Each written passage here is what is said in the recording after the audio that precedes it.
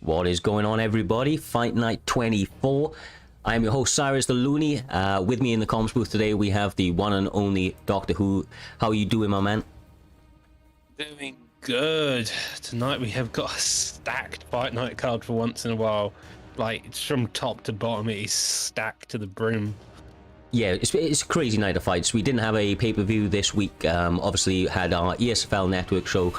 Big shout-outs to FSK Comp and AJS, the Pug, or I think... TFA, sorry, apologies, TFA, the Pug, both getting their comp rolls. Congratulations to those guys right there. But like you said, tonight, top to bottom, as a result, we've got a super stacked Monday card, trying to start out the week in a little bit of style.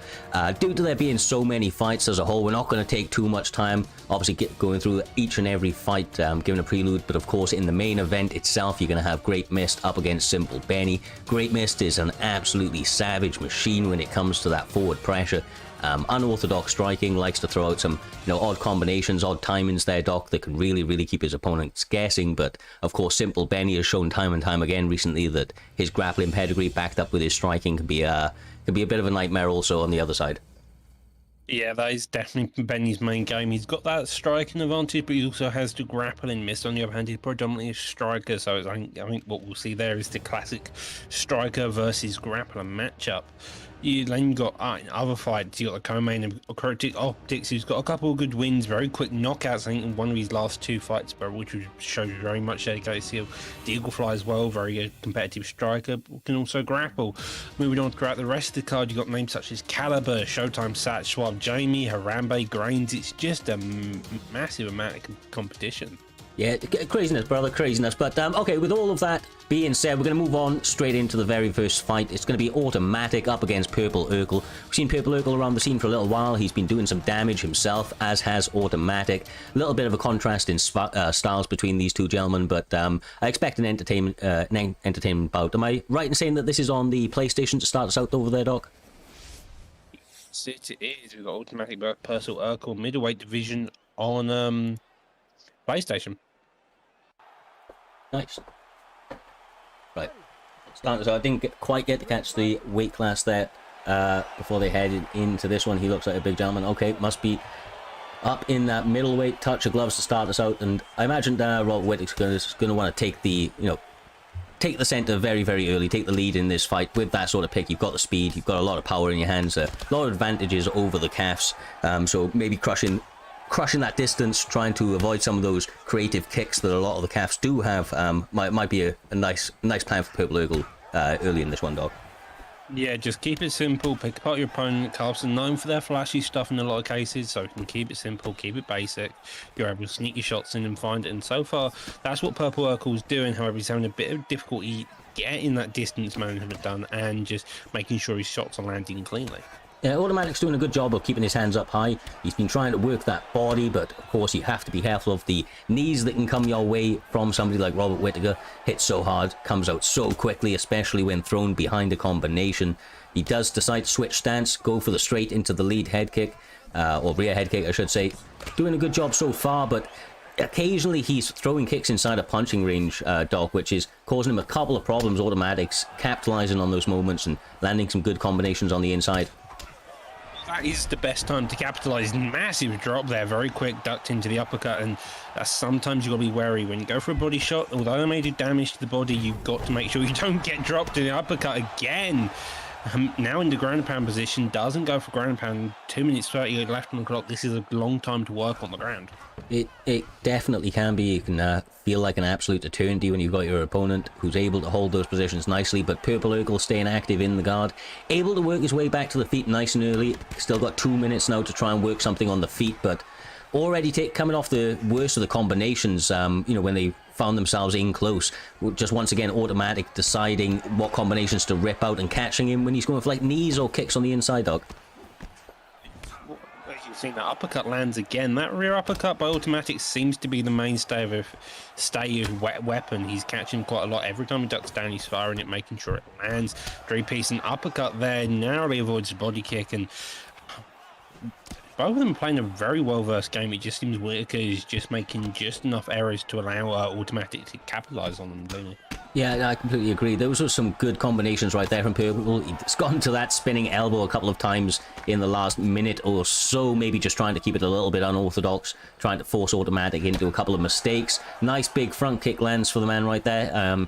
He's doing a good job with the pressure, but as you mentioned, Doc, maybe a little bit more defensive.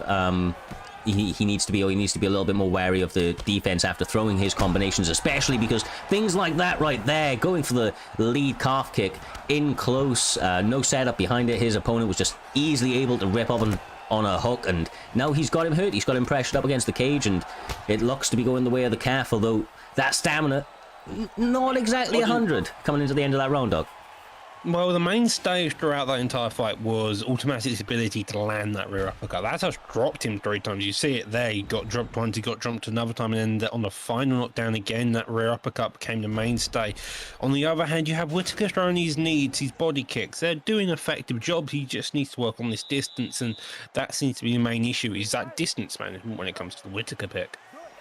We'll have to see if he's able to make the necessary adjustments. With the Whittaker pick, you've got a lot of toughness, the ability to recover very, very nicely in between rounds, so he's come out looking pretty fresh in this second. And Purple Urkel's shown in the past that once he's got his opponents hurt, he does have, that killer instinct, but so far, he Automatic was able to defend up until that beautiful head kick, Doc, sits him down and raining down some brutal ground and pound.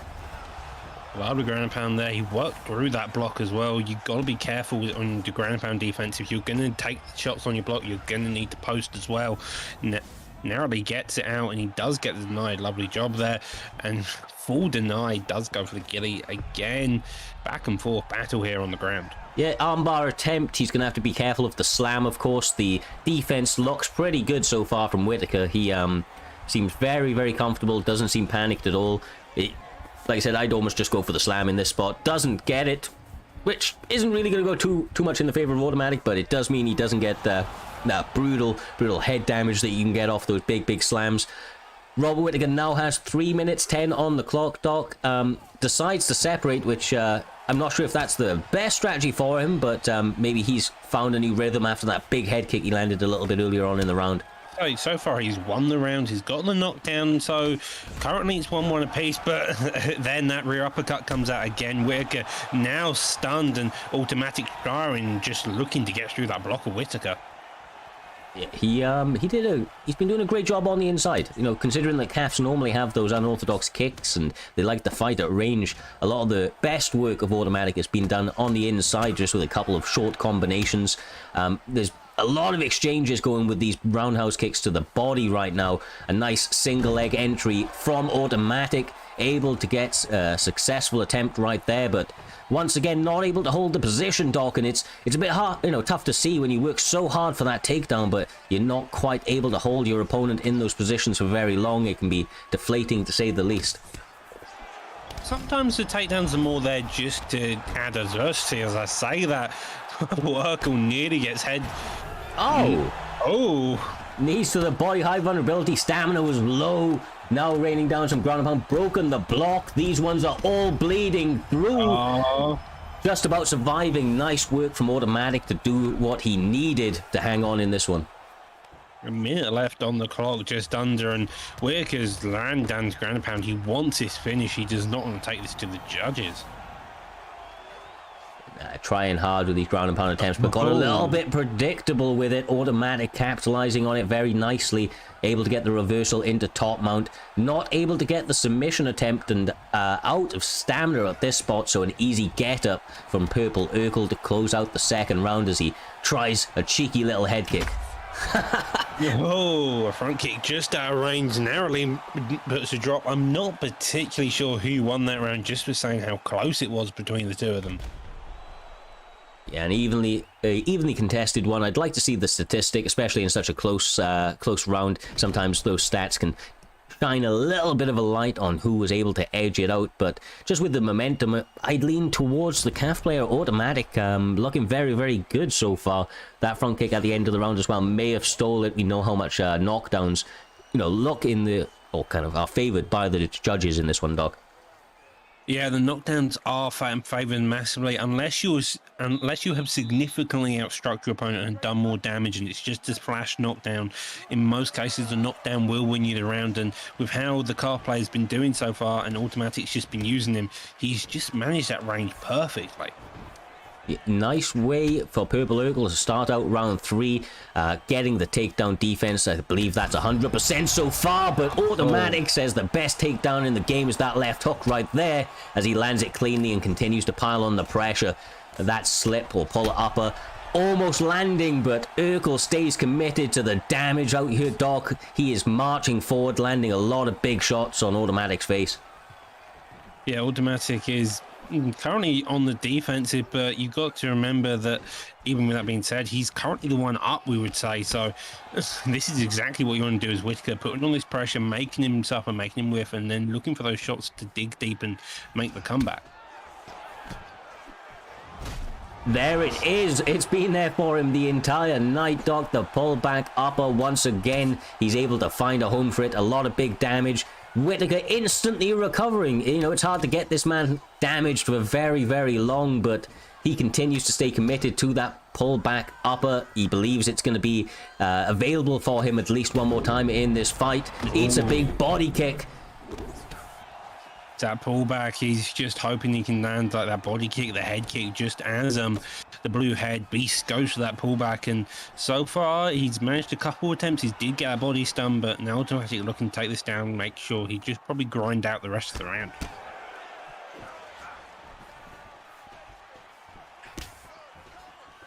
Whittaker now going after that body quite heavily. He knows that that's probably his best attitude adjustment, is that his head may be blinking. He may not get a finish. He does get knocked down though by Automatic, and Automatic playing this very steady game just between the two of them. Yeah, it is a dire situation for both guys at the moment. If you look at the way that their head health is sitting currently, the body health of Automatic, and of course the stamina overall in very, very dire situations. We see Purple Urkel going to the same side attacks over and over again, mixing it up to the body and the head, having a lot of success, Doc, and keeping Automatic concerned for his safety. Decides to go for that single leg once again, able to get him down this time. We'll have to see if he's able to hold him there. Gets straight back up to his feet. Lovely job. An adjustment by Purple Urkel, knowing that he needs to get up quickly and he's looking for that finish. The body health constantly blinking. Automatic shoots a takedown, hoping to get something, but he's got to be wary of those body knees. Those body knees are going to kill. He gets another stun on the lead leg, and Purple Urkel is just hammering that body with every shot he's got, even when he's gassed. He didn't care about the stamina too much. He thought that one shot was all it's going to take as he continues to try and rip in some knees. Stamina in a terrible spot. Only 4 seconds. Not much to lose at this stage as he gets sat down at the end of the round once again. I mean, Automatic has a knack for getting that, the knockdown right at those closing seconds of the round. 2 rounds out of the 3 he was able to do so. Was it enough to steal the fight overall? Looking back at the highlights, it doesn't appear so, Doc. It appears that Whittaker may have got the nod from the judges, if the highlights are anything to go by. Oh, you're never particularly sure who gets the judges. The judges can always be a bit on the peculiar side. Ladies and gentlemen, after 3 rounds, we go to the judges' scorecards for a decision. For the winner by split decision, Split decision, Robert Whittaker. They did not give us the readouts of the numbers, but I imagine 29-28 across the board, one way or the other. Nice fun fight to get us going here tonight, Doc. We've got a lot more that are going to be ahead of us, of course. That was just the first one to kick off the night, and they did so in a very, very nice way with a high action fight start to finish. Leads us though into BSD M-Tran up against Spider-Pig. Obviously we've seen M-Tran doing some great work over recent seasons, both on Xbox and then moving across to the PlayStation side of things. Not sure which one this one is, if you can fill me in a moment. PlayStation, great stuff. Spider-Pig though, a little bit newer to the league, I do believe, Doc. I don't think I've seen his name, or not seen it too many times in the past at least. I think this is maybe his 2nd or 3rd fight within the promotion, so he's starting to build up that name, starting to come against, and M-Tran's a great person to build that name against. Yeah, it really is. If you can get the job done against M-Tran, who's picking Arnold Allen. Arnold Allen up against Dan Hooker over here. This should be a fun fight. I like these picks. Yeah, I really do hope so. Hooker's got some amazing health stats. Arnold Allen, I'm not particularly sure, but he's good everywhere if I remember correctly, so it's going to be an interesting fight. We shall see. The height advantage may come into play in this one. Dan Hooker's got beautiful rangy kicks that he can use. The jab, the straight all work very well. Those are some of the favored tools of Arnold Allen as well. But being the shorter of the two fighter, he's definitely going to have to work his defense nicely and close that distance intelligently if he's going to be able to get on the inside. That's expecting that Bobblehead wants to use rangy strikes over here, Doc. He's also got those knees and elbows on the inside should he want to take it in close. Well, so far we've seen a switch. I'm going to expect to see a few teeps thrown out there. We finally see that teep. Adam throws back with the body kick. Both of them seem fairly measured in their approach as well. Just slowly picking. Every time you see someone head movements, they get countered. It's nice to see. Yeah, I've already picked up from Bobblehead over here. He's slipped the straight once or twice and thrown a slipping straight to the body, making sure to get that, working nice and early on Arnold Allen. He's not a highly rated pick. He's got some great statistics, can hit very, very hard, but definitely susceptible to some body shots and to attack that cardio in UFC 4 from my experience. So I think this is an intelligent move from Dan Hooker. If he can get a lot more work off just like that, dog, he's really going to start to find his groove. Well, I think one of the major things Arnold Allen's going to have the issue is Hooker's health stats, because he's got about 96 recovery and about a similar chin. He's a very difficult man to put away. Now he's starting to chop those legs up, did get a couple of checks, and he's just working that body. That's probably the best idea here, is because both of them are working the body, so they're looking to gas each other out and then to come up top as the round goes on later.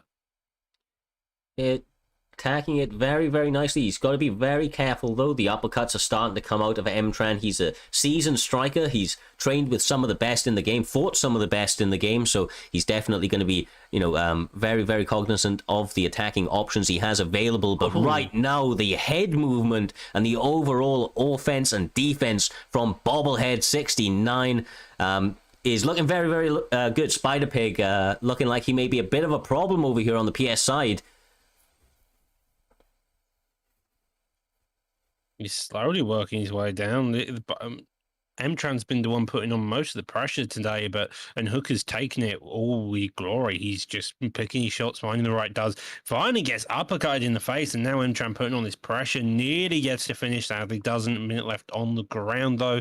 Emtran could keep it here and just make sure to secure the round. Yeah, he's a seasoned player, is good old Emtran. He's got the ability to hold the fight down here on the ground and do some work. Only 40 seconds, so you imagine as they approach that 35-second mark, he's going to start to look to rain down some brutal ground and pound to close out the round in a big way. Obviously, it's going to be good for him if he's able to hold this position out, at least for the time, no matter what happens there, Doc. But this was a back and forth round. It was a good job for him to be able to get the rock and the knockdown towards the end of that round, because I think Dan Hooker was really starting to settle into a groove. That's a great way to get his confidence a little bit jolted heading into the next. Yeah, indeed. That's one of the best ways to make sure someone's confidence comes in sketchy coming into those into the second round, is if you can get that slightly ahead, a stun, a knockdown, just something just to make sure they're wary, and then you can completely start capitalizing on that into the second round. Nice work, attacking, trying to go for the switch kicks, attacking the uppercut once again. He finds a home for it. It's doing a lot of damage when he lands. Got to remember that Arnold Allen does have some sneaky power in those hands. So every time he lands, it lands with big amounts of impact. Decides to get back up from the striking from a moment. Enough ground and pound, he said, for round two, back to working his strikes, and he's looking a lot more confident here, Doc. Another uppercut. That is just brutal. We had the same thing last fight, where the uppercut was the mainstay, and so far, Emtran keeps landing. He gets uppercutted himself, that body getting worked suddenly, and now he's on the back foot being dropped. Nice work all round. Big shout out to TMA Prezi. Yeah, raiding in the chat. I see you over there. Appreciate you, my man. One of the best streamers and content creators on UFC 4. Make sure to give that guy a check out. We'll give him a shout out in the chat in a moment. On down the stance, put on this pressure here. He got knocked down. He got body stunned suddenly, and now Hooker is non-stop with his pressure. Knees to the face. Nearly does it, and Emtran gets put out. Yeah, with the uppercut as well. It was one of the strikes that Emtran was having a lot of success with. Dan Hooker decides to throw one of his own. Lands beautifully. The reach advantage was a little bit of a problem for Emtran, I think. He was having a little bit of a problem closing that distance all round, Doc. The 1-2s, the kicks down the center would give him a lot of issues. And then when they did get on the inside, I think just that accumulated damage really, really did the work for him. Yeah, that accumulated damage, as I said, Hooker's health stats are one of the best in the game, especially that division. You're going to suffer greatly when you're trying to get that finish. Well, great fight once again. This takes us on to another PlayStation bout, I do believe, between Megatoni 93, a gentleman that's been around for a little while now. He's obviously fought in Season 1 a couple of times, I think, over there, Doc. Up against Mayweather, a little bit newer to the scene, but made waves when he came over here. He had a bit of a standout performance, if I remember correctly, so should be a very, very interesting bout. Like I said, this Monday card is extra stacked, as we didn't have our usual Saturday pay-per-view due to the UFC scheduling being a lot earlier. Piled them all into this Monday card, and as you mentioned, Doc, from the very, very beginning of the night, we've got some recognizable names that have always been known to bring the action. Yeah, a lot of the recognizable names, a lot of them always good, and I think Mayweather's part of the LW camp as well, so he's always bound to put on some good fights. Yeah, oh, that's very nice to know. Yeah, the LW boys have been doing great work recently. Since their formation, they've come out, obviously took on a lot of people, been working it quite a lot. We've seen a lot of their players, having varied styles, which is always nice to see as well. Not always just strikers or grapplers. A little bit of a mixed bag when it comes to the LW boys, so we'll have to see if he's going to be able to get the job done here this evening, because Megatoni, tough opponent, as you see there, the 99 level all around. He's played the game quite a bit, and on the competitive scene as well, he's got those early nerves out. You've got to imagine he's got to be feeling comfortable at this stage, Doc. He's fought on a number of these types of cards in the past, not just for ourselves, for other promotions as well. Light heavyweight division's an interesting one, because you have John Jones, you have Blazkowicz. Both of them are champions in their own right of front kick, and one of them's arguably got better hands. However, the kicks are debatable. Yeah, it's really about, for at least my observation, you'd imagine that John Jones is going to want to keep this a little bit more rangy. He doesn't want to fight on the inside. He does have the knees and the elbows, of course, if they are in that position, if he has to operate in that space. But Jan Blachowicz, that boxing, the striking that he has all around, the power in those hands, they can be problematic for anybody, even on the best of days. So he has to be very, very wary of the defense. So far, so good from Mayweather. You've got to imagine with a name like Mayweather as well, he's going to be defensively sound in all of these striking positions as he continues to march forward, landing some nice combinations here, Doc. Yeah, he's marching forward, landing these combinations and managing not to get hit. He nearly got hit a couple of times when he threw that overhand, didn't. Gets the leg check, but it's only a calf kick, doesn't do much damage. Fires his knee back, and they are both going at it. Gets a driving takedown off that knee as well. Lovely job by Blachowicz. Yeah, this is the mix-up you wanted to see from him, I would imagine, even though John Jones is fantastic in any grappling exchanges. Just nice to mix it up on him. However, not able to hold it for long. Mayweather uses a nice little fake out, able to take his back, and he's got a lot of time to work here from this position. It's a long time to work, 2 minutes 30, especially when you have this top man as well. You can start raining bombs just over and over again. Top man's such a deadly position in this game. Yeah, it can be brutal when you're landing these shots just like that, especially with John Jones. He has fantastic ground and pound options from really any position. Anytime you want to let loose with John Jones, you can, and have, you know, a relative amount of success. But once again, we're seeing Megatoni doing a lot of the right things, using short shots to try and build a bit of GA, trying to work his way back to the full guard. But so far, Mayweather has been all over all of these transitions as he goes for an armbar with 1:30 on the clock. There's plenty of time. He's doing a great job of tracking as well so far, Doc. Not doing a bad job at all. This could be a very close one. It could indeed. The only issue is I can see is John Jones does have the lesser stamina advantage, so unless he gets some type of strike off, he's doing very good on the track, you know, so he may be able to get this, to be fair. Very close. Yeah, this is going to be very, very close. The defense was pretty good for Megatoni. However, as you get closer and closer to the end, the submit bar goes up quicker and quicker, and Mayweather war able to get a submission victory. Nice work for him as John Jones. There was a couple of moments where he was having little bits of adversity thrown his way, different looks, different angles. He stayed defensively sound and able to get the submission, which I wasn't expecting from this man. I was expecting the him to get the work done on the feet with a name like Mayweather, but showing that he's well versed, and that's exactly what you want to see, Dog. Like I say, it can't be a one-trick pony. Megatoni, obviously a veteran, so getting it done wherever you can, my man, wherever you can. That is what you like to see. You like to see people coming out and just going against the odds. Like, and as you mentioned, a name like Mayweather, you expect a striking prowess. He did show that, but then you also showed his grappling. That's exactly what you want to see as well. You want to see someone who's well adjusted, well adapted, and will pick apart someone's weakness when and how they feel like it. Exactly right, my man. Exactly right. Once again, absolutely stacked out of fights, so we're not going to waste any time between these cards. We're going to jump on straight into the next one, which is going to be between another LW man, LW Reaper, up against Ned. This one is in lightweight, I do believe, Doc, which always stacks us up for a lot of fun fights. You have a lot of options, whether you want to be striking, kind of striking focused, I should say, or whether you want to be a little bit more grappling based. And these picks right here allow you to do a little bit of both. The power obviously in Dustin Poirier's hands, and of course got a lot of technique on the side of Charlie Olives, the champ himself.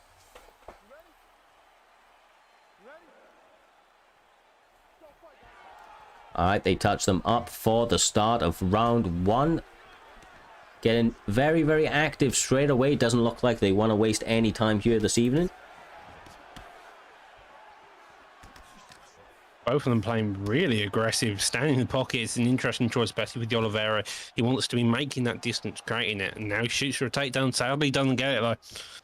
Yeah, once again, especially early, throwing in a takedown, even if you don't get it, just gets it in your opponent's mind out there, Doc, makes them start to think that that's going to be, an option that's going to be available to you. That can often set up some options with your hands, but with this sort of pace, there's a lot to think about. I mean, the spins, the inside kicks, the outside kicks, doing a lot of work early. Nice slip off hook, answered back with an uppercut from Charlie Olives. Big bold Ned, not wasting any time trying to get some of these counters, but missing big, Doc. That's That was pretty brutal. That was brutal. The body kick, the pull elbow there, going in again to that body kick, and Poirier's just happy to start raining down shots. Uppercut misses, get the pullback elbow again, and it was an uppercut, apologies. A body kick again fires, and Poirier's now starting to rain on this pressure. This is what he wants to do. You're going to have to take down straight. You might as well put the pressure on. Lovely defense there as well, though. Yeah, very close. He turned the angle nicely. Obviously, Reaper was very aware of it. Like I said, those LW boys are well-rounded, to say the least. So he decided he wants to keep this going on the feet and continues to hammer in combinations on the inside. That's going to favor a Poirier player as well over there, Doc, because he's got much heavier hands. You know, obviously, especially in any sort of boxing range, especially. Yeah, but well, Poirier is also a short fighter, so that means even when you're in close, he has the reach, he has the reach disadvantage, which gives him the inside boxing advantage, I suppose. Nice yeah, check right there from Ned, though, trying to answer back with some good defense, trying to turn that into some nice offense, but Reaper not allowing him, continues to snipe forward with combinations, always seems to be leading with a jab or a straight, trying to keep it nice and rangy out here and make sure his opponent feels his pressure as he continues to pop him in the face over here. That bodywork has been one of Poirier's main games. The body kick's always been there. He's just constantly hammering it straight into that liver just to make sure that any time that Oliveira starts to feel under pressure, that he knows that his cardio is also at risk. Well, we've seen it time and time again. Working the body, especially in the earlier rounds, can play dividends over the course of a full 3-round fight, or even a 5-round fight. Of course, the longer you have to work that body, the more it's going to have, you know, advantages played to you over the course of the fight and options that become available. Right now, these guys are starting to get really active at the end of this round, Doc, trying to get any sort of chip away at the body that they can, the head health. I think the Reaper overall in that round, though, was a little bit overwhelming. He seemed to get the clear advantage in terms of the stamina, the damage that was being dealt, and just a little bit, you know, all round in the place. Charlie Olive seeming to have a little bit of a problem adjusting in that first round here, Doc. He did seem to adjust, though, coming to the end of it. He did start to feel fairly calm and started to pick his shots a bit better and work that body, which is what you want to see. But with your round resetting now, you've got to imagine that he's got to re-find his position and hope he doesn't get countered whilst doing so. Reaper looking for a lot of slip-off hooks and straights. I imagine that Charlie Olives will be able to adjust to that if he's able to make the read. A lot of rounded shots could put a little bit of a stop to that head movement. We once again see Reaper slipping off, going for the straight, and the uppercut continues to enter with that tactic. And Olives looking for a little bit of a counter to it now. He's throwing out some naked hooks. They can intercept his opponent on the way in. And those body uppercuts add up very quickly, Doc. I've experienced it myself. They can be problematic if they're landing. Even with a little bit of your stamina missing, they do a lot of damage to it. They really do a lot of damage, as mentioned. Even with the stamina deficit, they do even more. And so any type of clean shot to the body, you've got to be wary of. Does go for the clinch attempt, doesn't get it. Body kick fires it in retaliation. Both of them firing a straight down the middle, just looking to punch each other in the face, pretty much. Yeah, they're keeping it active. They're continuing the pressure. A lot of it's due to the forward pressure of Reaper, and the activity from Ned on the opposite side of it continues to find a mark for the body work. But the damage, the big chunk damage, is continuing to be dished out by Dustin the Diamond Poirier. Reaper for the LW boys is doing a great job of continuing this pressure as he lands a perfectly timed uppercut. And now he's looking for the finish as he's got him pressed up against the cage. Nice work from Reaper. Lovely job there by Reaper. That's definitely won the round. He probably won the last round as well with the knockdowns he gotten. So making sure that he's secured both rounds so far puts him in a dominant position. 2 minutes left on the clock. Oliveira still has the chance to start trying to make a comeback. But so far, this seems like this is the Poirier-led fight. Yeah, odds are being stacked against Ned right now, but he's dug deep before. He'll be able to do it again if the opportunity presents, but so far Reaper is finding every single shot he throws and continues to just pour on the pressure. Ned is in a world of trouble, trying to answer back with something, but just having a world of trouble doing so. Another takedown shot, and he gets a lovely defense there. Reaper's just fantastic with the takedown defense, and now you have him going back to the same thing he was doing, walking Oliveira down, digging to that body shot and with the body kick, and then working up top with the boxing. Yeah, normally I would say that in this type of situation, you know, you've allowed Reaper to take the lead in this fight, tried to play the counter. It's not going your way, so maybe try to take that forward pressure approach. But the stamina and the health all round for the gentleman Ned over here is just in such a terrible position. It's just not a viable option for him now. He really cannot take any shots to any part of his body, as once again, Dustin Poirier ends the round in a massive way, dog. In a massive way. He's looking fantastic so far. Reaper really putting on a show here. He really is putting on a show. I think Reaper's half managed to gas himself out from trying to put the pressure and finish in Oliveira, which I think even in that case is a testament to Oliveira's survival capabilities here. Sure is. Ned definitely doing the right things defensively when needed in order to stay in this fight, but right now it looks like Reaper is just in full control. He has the health to take a couple of shots on the exchanges, continues to pressure forward, is definitely the fresher of the two fighters as well, and continues to read the body attacks and the takedown attempts of Big Balls Ned just incredibly well. He's all over them and landing with big counters when any opportunity tends to present itself over here, Doc. Great work from Reaper. Yeah, both of them are just finding encounters, but Poirier seems like he's done them more damage over the last 2 rounds, and so his counters are playing a massive impact. Now we see Poirier on the back foot, but it seems like he's looking to take that center octagon again, and again Poirier Oliveira on that. Oh, Christ. I'm surprised he did not go for the couple of follow-up shots that... but maybe he just doesn't want to risk it on the ground. Ned has seemed, pretty committed to getting the fight down, so I'm sure he would have even taken a little bit of time to work some rubber guard and submission attempts from that full guard position. Reaper continues to land bomb after bomb, sits his opponent down once again, does not want to follow him, just wants to keep it composed, continue to look for that big finish. A big strike to get that finish over here, Doc. 2 minutes 20 on the clock, lots of time for him to work, and full driver's seat right here. Another body kick there, and Oliveira's scrounging for any type of survival. He's got 2 minutes left. Unless he pulls something big out the bag and digs deep, he's looking at least a decision, if not a KO, by the amount of brutalization Reaper's throwing at him. Yeah, even if he survives this, I mean, that would be an accomplishment in itself, but that's not on the cards. Once again, LW Reaper gets his hand raised under the banner of Primetime MMA. Got to be feeling very good about his prospects as he moves forward in the PlayStation rankings. That's a big win for him. Ned is a pretty damn good opponent over here, Doc, and he made it look pretty easy this evening. Reaper looking on form come this Monday night. He really did. He made it look like an easy fight against a former title challenger as well, which is even more impressive there. He just took control of the fight, put that pressure on, and Ned Oliveira couldn't get anything going.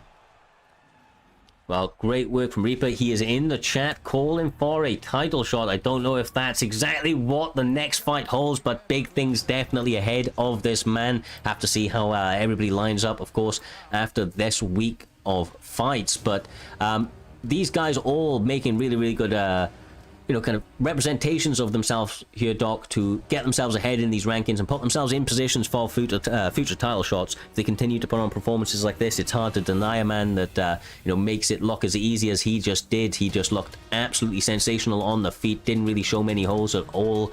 Obviously we didn't get to see his ground game, but we've seen that in the past, and we know that that's a pretty well-versed part of his game as well. But with all of this being said, Doc, I think it's time for our first Xbox fight of the evening. It's going to be the one and only Lepo. That man is going to be stepping up against BSD Big E. Obviously, it's been with BSD Big E and Lepo, they've been around the scene for a very long time here, Doc. We've seen them fight an absolutely massive plethora of fighters, just with a wide variety of skills. So we know that these guys can really do it all. Obviously, Lepo coming out last time with that sensational submission on the last fight night. Was not expecting to see that out of him at all. Biggie with the BSD boys, a little bit more of a striking based fighter. Definitely likes to get those hands working, attack that body, of course, as the name of his camp would suggest. Should be a really, really fun one in that bantamweight weight class. Yeah, bantamweight's always an interesting pick. You are filled with so many fights. You've got TJ, Aldo, Font, so many good picks. Jan, of course, Sanhagen. The list is endless. That it is, sir. That it is interesting to see who they pick as they load in. Didn't quite get to catch it. We are seeing a Rob Font up against Jan pick. Not a massive surprise, to be honest with you. Two of the more favoured picks in bantamweight on UFC 4. Understandably so. Both have sensational boxing. Have some nice kicks to work behind it. Definitely can't sleep on their kicking abilities. And to be honest with you, a little bit of an underrated ground game as well over here, Doc. Both guys can get the work done if you want to approach it in an intelligent manner. Yeah, well, BSD is known for predominantly striking base, but again, don't diss anything about the grappling, especially with Jan Pick. He's got very good solid base grappling. Font is also the same. He just has a bit more of a tougher time taking it down. Just want to take a quick moment to give a massive shout out to Sick_War, raiding with a party of 15. Welcome one and all. Appreciate you stopping by Primetime MMA on this Monday night. Hope you're going to enjoy these fights we have in store for you. If you haven't already and you're part of the Primetime MMA community, make sure to give that man a follow. Always entertaining bouts. Got a sensational fighting style all round. Pleasure to have you coming through, my man. Font staying fairly patient, fires the lead overhand. Jan putting on this pressure, but again, every time Jan pushes forward, Lepo's just kind of picking his shot and just working him down very slowly. Yeah, the Jan pick is going to be a little bit more durable in these positions. If he can get the better of the exchanges in the early going, it will play massive amounts of dividends for him come the second and third round if they make it. Attacking the legs, I think, is an excellent strategy as well, and whoever comes out the better of those two is going to have a lot of advantages start to play in their factor. It slows your opponent down just a little tiny bit, I do believe, and of course it takes a little bit of a pop off their punch, Doc, which is one of the biggest things. A lot of creative striking here coming from Lepo. This is he's getting smooth with it. He's getting a little bit loose. And Torns gets his leg checked out. Every time Jan's going for like a leg kick, Lepo's throwing just that 1-2 down the middle. It's like he's firing a leg kick, hoping Jan returns, and then just clipping him in the face over and over again. Nice to see him go back to that leg. Already start to see welts start to build above that left leg of BSD Big E. He answers back with a nice front kick to the face.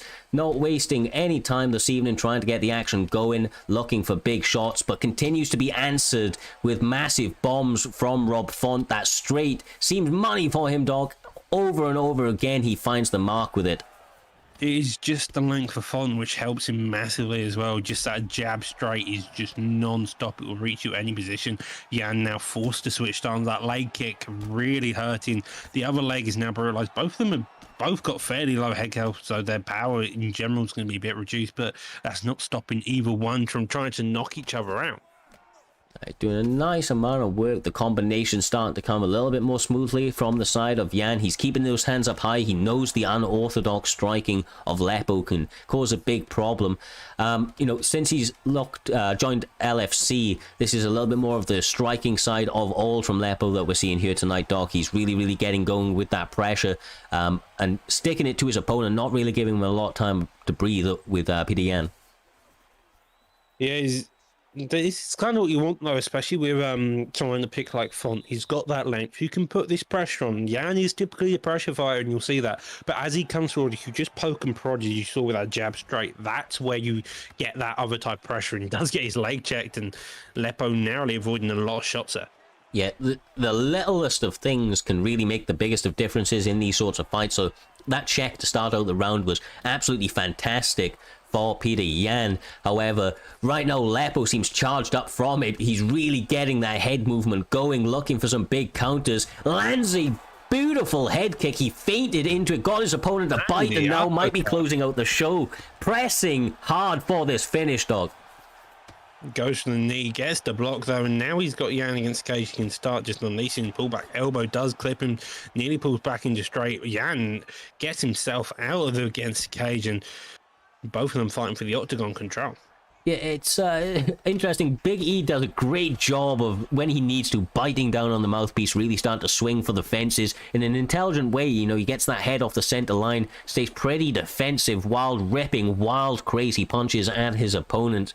Lepo trying to mirror that in his own regard, getting very creative, starting to mix in those lunging straights and lunging strikes as a whole, which can be very, very, distracting for your opponent. They can start to interrupt your rhythm. My God, that both leg kicks that have been thrown this round have been checked, and the damage playing a massive factor on that right leg of Lepo. He needs to be very, very careful of that. The good thing about Lepo is that he's rear leg, so his lead leg is a bit more well done. But yeah, I mean, he's just been checked again for the third time. That's another stun in the favour of Yan. And Yan every time has put on this pressure, just constantly, that straight and narrowly avoiding getting his way through the block. And Lepo now starting to fire back, hoping to find some shot. Gets the body kick off, doesn't do much. BSD biggest just looking for any shot, and the animation was pretty funky for that one. He recovers pretty quickly, locks for the pull elbow once again. Almost got met with a front kick from hell out of the side of LFC Lepo, but both guys now finding a bit of a lull in the action as they've both recovered from each other's strikes. But honestly, not out of the woods. We can see the head health, the leg health blinking on the respective sides over here, Doc. And only one big shot is what it's going to take to put these lights out. I mean, if I'm Yan, I'm digging straight back to those legs. His legs are blinking non-stop. They're going in sync with each other. If you can just get one clean shot, you've got a knockdown there already. Yeah, Font not giving up and just aim for the hills.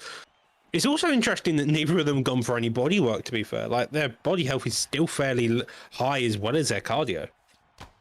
Yeah, they've like sprinkled a little bit in, but definitely not as active hunting the body as some of the previous fights that we've seen on tonight's cards. But they're just putting out a massive amount of damage on each other, making sure to hit the head health of Peter Yan, attacking the legs of Rob Font.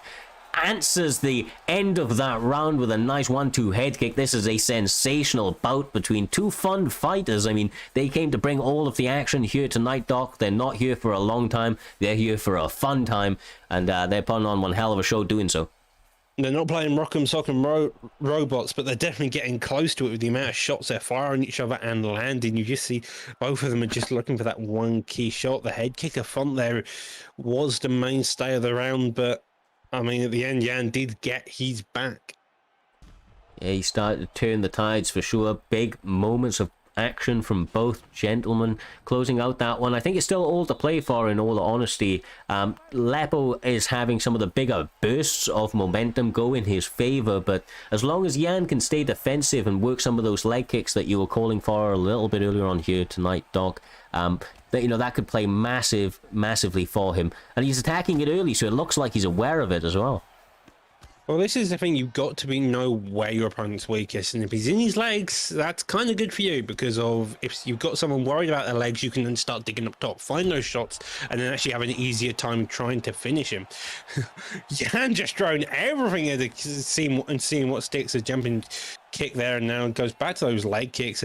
Less than a minute into the third round, and it's already been quite a chaotic beginning mid-round. Yeah, there are lots and lots of moments of action. Once again, now we see Big E's right leg also severely compromised due to checks. Once again, the checks have been on point from both guys. Nice pullback counters. Double elbows are landed for Lepo. The damage being poured on, and it seems like the lights could be turned out for Big E, but the celebration allows him a couple of moments to recover, and that may be a bit of a decision that Lepo regrets over here, Doc. We've seen it too many times, somebody taunting and then getting answered with something big moments later.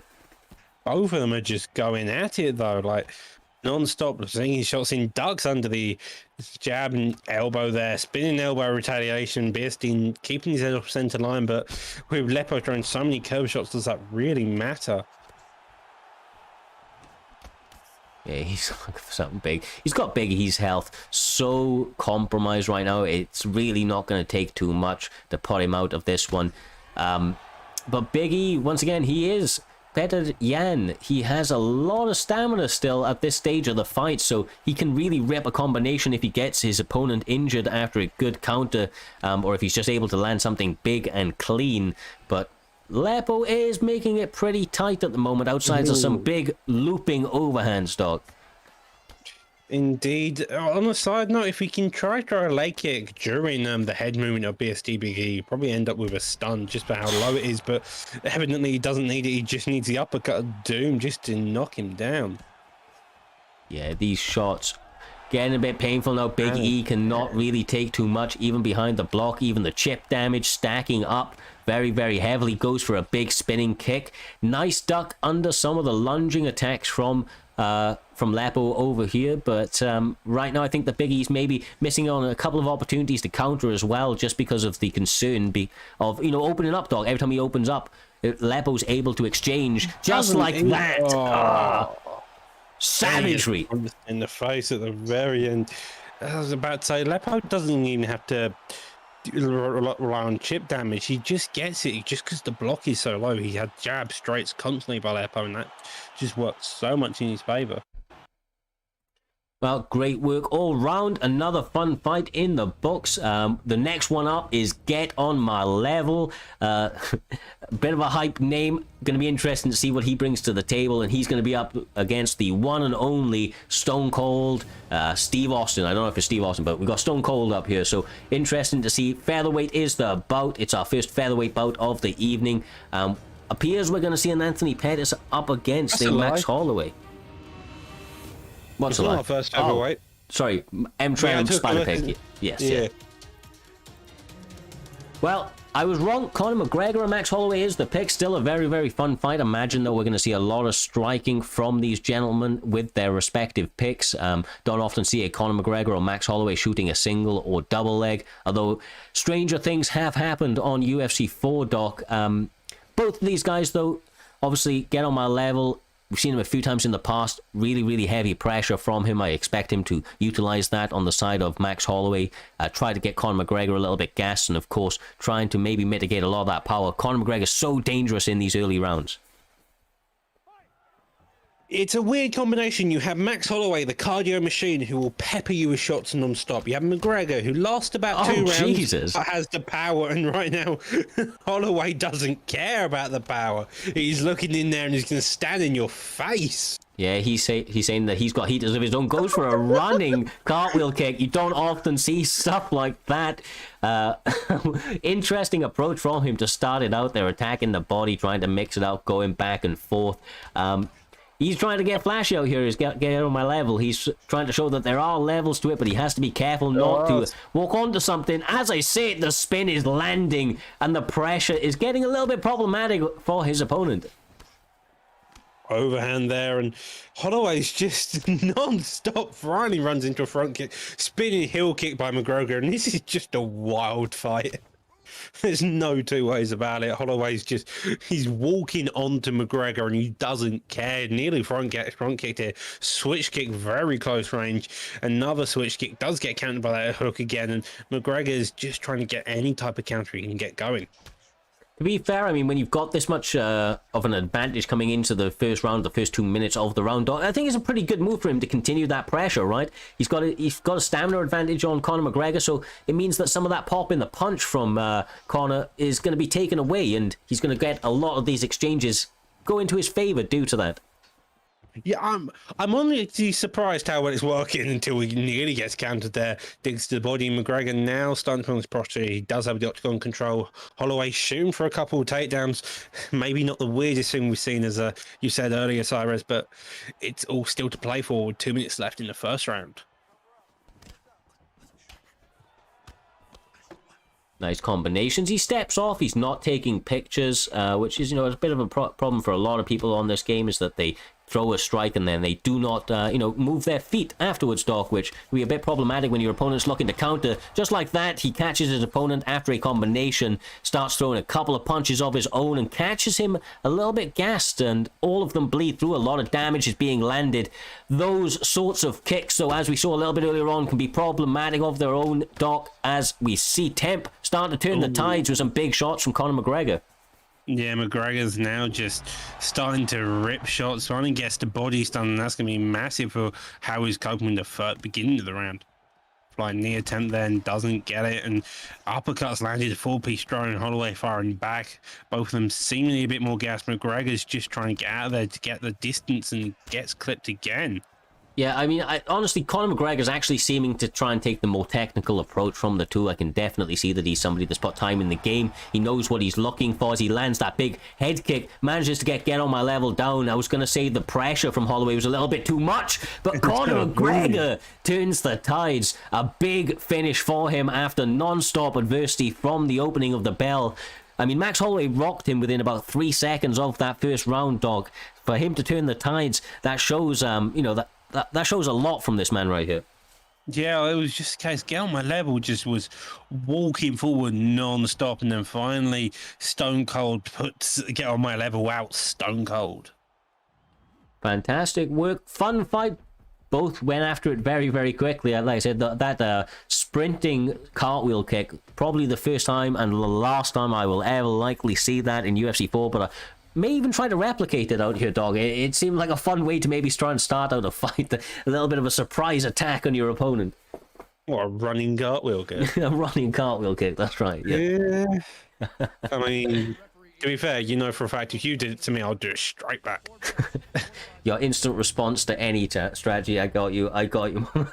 No, but fun fights as always. The primetime guarantee not failing to deliver yet. This evening, up next, we've got another fun PlayStation bout ahead of us, Doc. We're going to be having Cree up against Bang Bang in featherweight once again. Obviously, Bang Bang, absolute savage in the... Bang Bang is the primetime guarantee. If he's ever on the card, you know for a fact there's at least one fight that's going to end in a KO. He is a human highlight reel. Win or win or lose, he is going out there to throw absolute hands. Only really knows one way, and that is to walk his opponent down and look to throw absolutely savage strikes at his opponents. Obviously, there is method to his madness, and that is what Cree has to be very, very cautious of this evening. I'm a little bit less familiar with him, Doc. Obviously, this is a big, big fight for him here this evening. If he's able to get through Bang Bang over here, a fan-friendly name, then he will put his name on the, on everybody's tongue. I imagine that he's going to be somebody that people are going to be looking out for him. So, do you know much about Cree yourself by any chance? Have you come across him? I believe he may have been a late replacement, if I'm not mistaken. Late replacement for him. Well, respect for him to stand up. Like I said, this is his opportunity to get that fight proved. And without further ado, we see them match up. We have Dustin Poirier for Crees up against Bang Bang. You dig? With Dustin, Conor, one of the two, one way around or the other. Bang Bang was McGregor, Cree as Poirier. Bang Bang's McGregor is one of the best in the business. Will Cree's Poirier be able to stand up to it? It's going to be interesting to see. I think he's a great pick to be able to do so, as long as you're careful on the inside, especially with somebody like Bang Bang. He's just going to be too willing to load up on some combinations and get you out of here very, very quickly with uppercuts just like that, sneaking up that center line, catching you with some high vulnerability as you were trying to swing back. Cree's having a little bit of a problem with that distancing right now as Bang Bang continues to throw on combinations. That was some good body work, though. More of this is needed, I think, Doc. Exactly what you want to do when you're playing Bang Bang. Work that body, dig to it, make sure he suffers that cardio disadvantage, and then you can start landing those big counter shots. Because Bang Bang's one issue is he puts you against the cage and he starts firing those rounded shots over and over again. You have no response to it.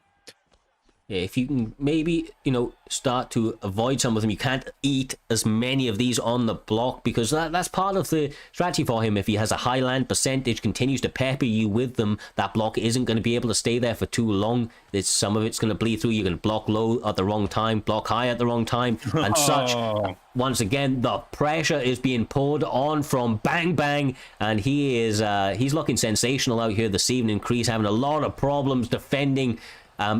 Non-stop pressure, absolutely non-stop pressure here from Bang Bang.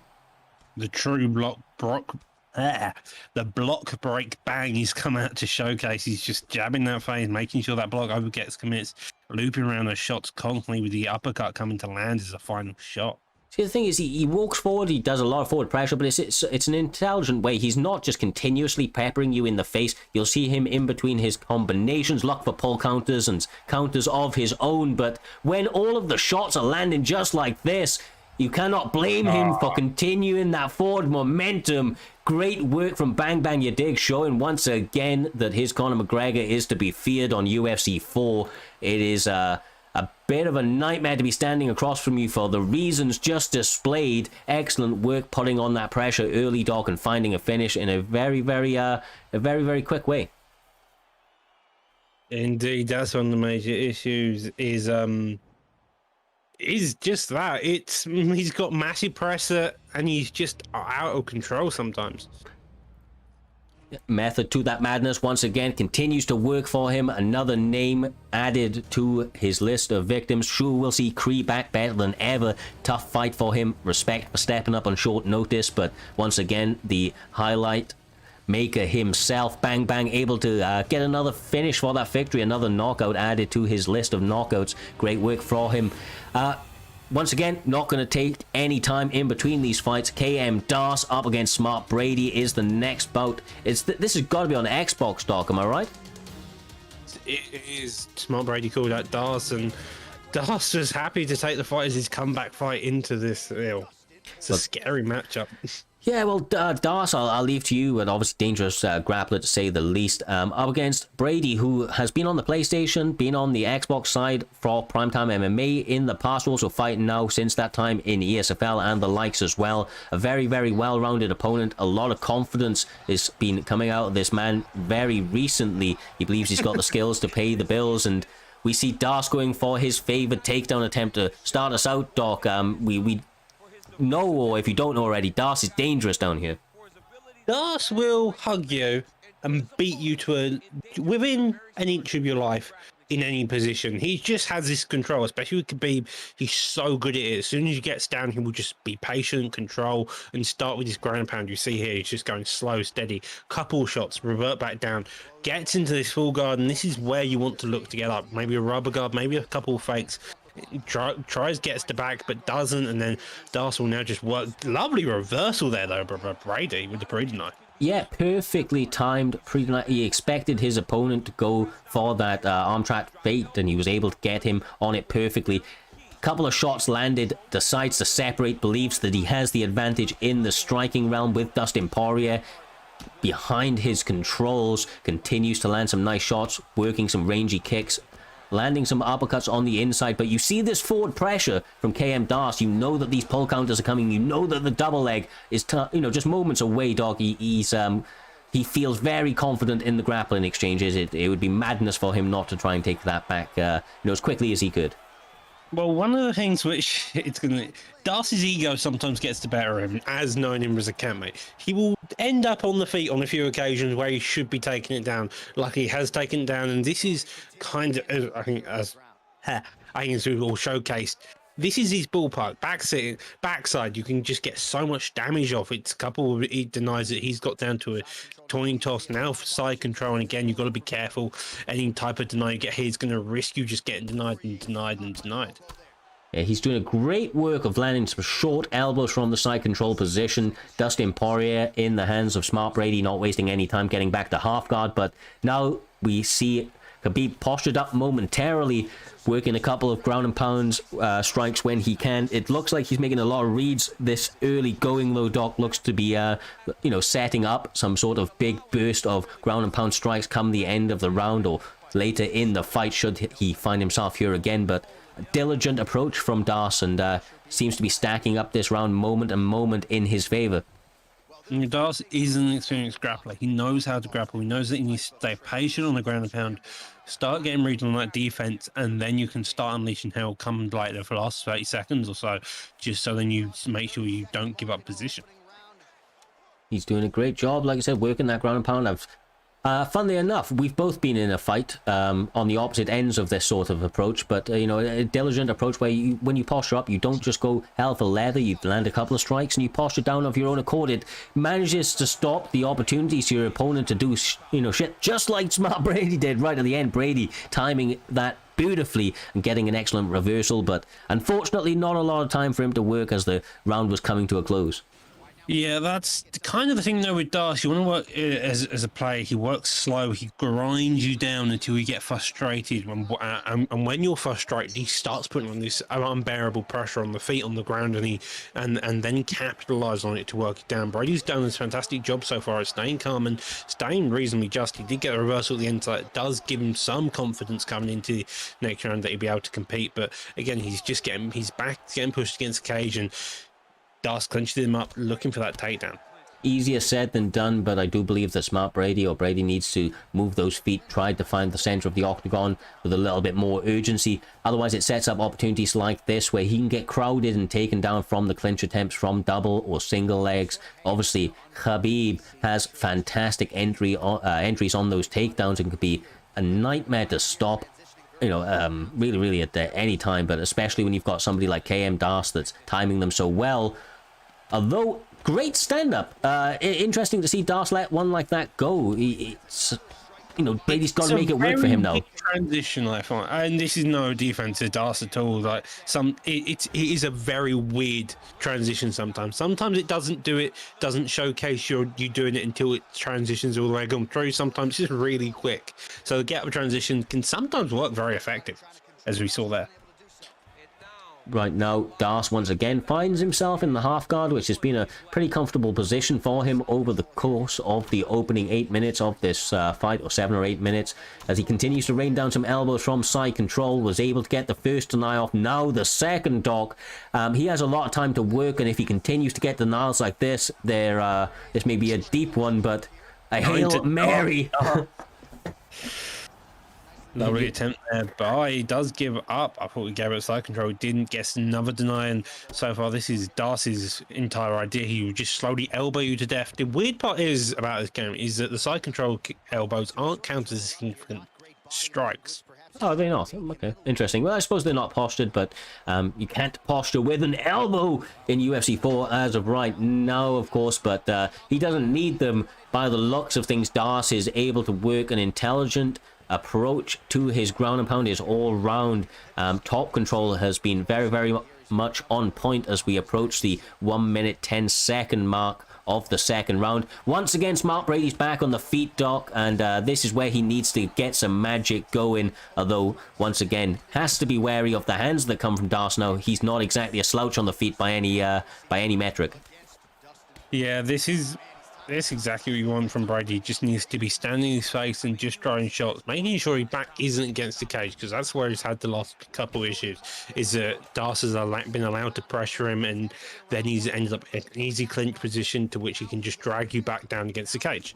Yeah, I think there may be a little bit of frustration now for Brady as he continues to look for the front kick attacks at range. It appears that Das is all over them so far, looks for a pullback counter, having a little bit of an issue keeping those hands up high, as we saw him get a combination rain down on the chin at the end of that second round here, Doc. This has been a great performance for KM Das. If he continues in this fashion, going to be a tough night for Brady. But on the side of Brady, still looking very fresh, right? Not exactly taking massive amounts of damage, and that stamina still looking pretty up there. So if he can keep this fight on the feet and get some hands going, the success could be there for him. Yeah, he's down now, but lots of time, man. I'm saying there's lots of time. You'd like to see a little bit for him. From somebody like Brady right here, what would you like to see from him on the ground, Doc? That's exactly what you do. You need that full guard position. It's one of the best places to work from. You can't really work from anything else. So even if you end up on the ground, you need to can maintain that full guard. Either get the reversal or get the get up he's doing. Now what I want to see is him take that center octagon, because look, he's against the cage again, and this can give him Das easy access. Das can just start throwing wild. He can clinch up. He can start getting aggressive however he pleases. Yeah, one thing that Darcy is doing very well as well, which is making this difficult for Brady, is he's not following his opponent. He's cage cutting intelligently, making sure this cage feels very, very small, and has been able to pressure him up against the cage. But once again, Brady's got creative on the ground. It was able to get a reversal after the feint, and uses it to get back to his feet. A couple of missed shots, and instantly he's pressed up against that cage, Doc, which is very, very worrying if you're a Brady fan over here. Yeah, it's very worrying. Gowney gets to stun there, digs up top, and Darcy's just looking for any shot to get through that block finally. Takes his back, opts to slam him on the ground, but the defense is there for Brady. Once again, able to get the reversal, tries to open up with some knees to the face of Khabib. But once again, the corner was turned, I should say, and the strikes are starting to be thrown out there from... Somehow narrowly avoids it, make Darce gas out, but even then, that's got a minute 20 left on the clock, and you probably need a KO, especially after the last 2 rounds. Yeah, I think that a KO is definitely what he needs come this third round. 1 minute 10 on the clock. A clinch attempt pushes him up against the cage. Khabib jumps for the neck, takes him down. Great tactic and adjustment for Khabib in this spot. He's done a great job of approaching each moment of this fight correctly in order to get ahead in this bout all round, at least by my scorecard. Now back on the feet for a moment, but once again KM Darce is stuck to him like glue. Any moments he can keep this fight in the grappling exchanges, going to be very, very happy, Doc. Make sure that that time ticks away, and he's pretty much going to be walking through to a finish, at least by our consensus. Yeah, it seems like so. It just rang that ground and pound, making sure he secures the round, and Brady gets up in the final second. As we see there, he hits the old start, goes to the stats to see who got it. And a little surprise, of course, with a very, very dominant performance like that. KM Darce able to pick up the W. 3 stuns, 1 knockdown in his favor. Lots and lots of top control, 100% on takedown accuracy. So great job by him. Brady, I think this may be his first time, you were saying, Doc, on the Xbox side once again. So lots of time for him to get himself readjusted. A tough opponent to call out, a pretty ballsy opponent to call out for your first one. Is KM Darce a tough guy for anybody to fight. Yeah, Darce is a very tough opponent, but you also imagine Brady's a very tough opponent as well. He's showcased on the PS side. He's shown that he's got very difficult striking, and in some cases effective grappling. Just some cases you need something a bit more, and Darce evidently had that. Yeah. And now we go on to our next fight of the night with LFC The Don versus BSD Mixed Ups in the featherweight division. Well, LFC The Don is the owner, I do believe, of LFC. It's been a little while since we've seen him in Primetime MMA, I believe since season 1, so I'm interested to see what he's been working on. His grappling all round was something that was pretty terrifying for most opponents standing across the cage for him as he goes to that Marvin Vettori pick. Going to be looking to work it all together on this fight night 24. His opponent, of course, standing across has gone Robert Whittaker, LFC Mix-Ups. Another stable of really good grapplers, but they've got a lot of nice strikers to work with as well. Mix-Ups being one of them, Dog. He's got some hands. Mix-Ups has got some hands. He recently joined the BSD after leaving LFC, I believe. And oh, my apologies. It happens. A lot of camps changed name. People are still learning and adapting on how they fight. Well, looks like they're starting out quickly. LFC, The Don, not wasting any time trying to get his combinations going. Both guys trading some head health early in round 1. Only 30 seconds gone already. We've seen maybe 20 plus significant strikes land on each other. Clinch attempt at range from LFC The Don, having a little bit of a problem as he goes for another one. The spin elbow lands very flush on the side of Mix-Ups. A little bit of creative striking, a little bit wild striking, and that forces LFC The Don into a takedown attempt, Doc, which is an intelligent move for him if he feels that he's going to have an advantage here. But maybe he does not with a perfectly timed reversal. That was sensational. Does get it deep in the triangle, and Mix-Ups now really close. Yeah, I mean, my God, talking about the Don having, an incredible ground game all round, which is the only reason he's surviving this submission attempt at this stage in the fight, because LFC Mix-Ups in a fantastic spot. The stamina basically full. Don's completely separated, down to the very bottom. He was able to use that to get into side control. Elbows now getting landed very nicely as we see him opt for a half guard recovery, which was quite slow, quite labored, but was still able to get the job done, Doc. Yeah, lovely job by this is exactly what I want to do, John. Be controlling the fight and just making sure that it's just the way it goes. Nice work going across into top mount. Marvin Vettori does a lot of his best work when he finds himself in top position. Not able to hold it down though. The Don finds himself back on the feet, eating some nice balanced side kicks from Robert Whittaker. Right now, Mix-Up's doing a fantastic job all round of landing some nice shots, both with the hands, both with the feet, and managing the range perfectly as well. Both of them staying.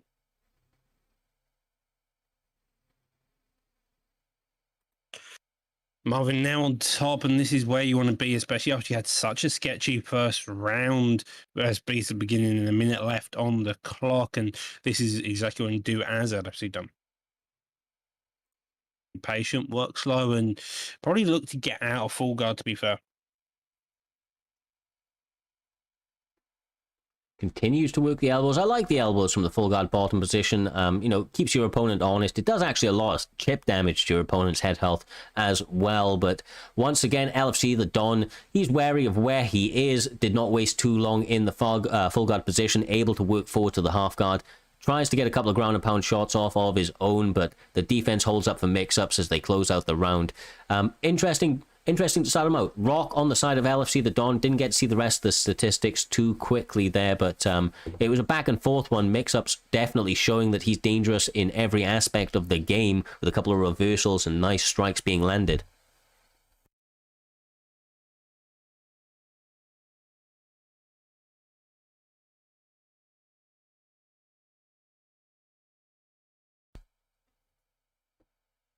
Nice work. Continues. The head kick at range is his attack of choice. Continues to go for it. The slip.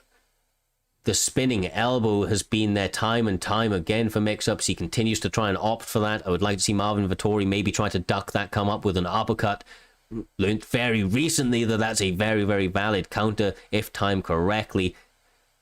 Dirty boxing from LFC the Don, doing a great job mixing it all together, although the takedown defense on the side of Mix-Ups has been absolutely incredible. If he continues that, it's going to make a very, very tough night for LFC the Don. Yeah, Mix-Ups is so far staying fairly composed. Does whiff the shot, a body kick, does get defended, digs down to the body afterwards, and now Whittaker's just playing a very slow and steady game. Nice slip. Once again, lands the slip hook, continues to try.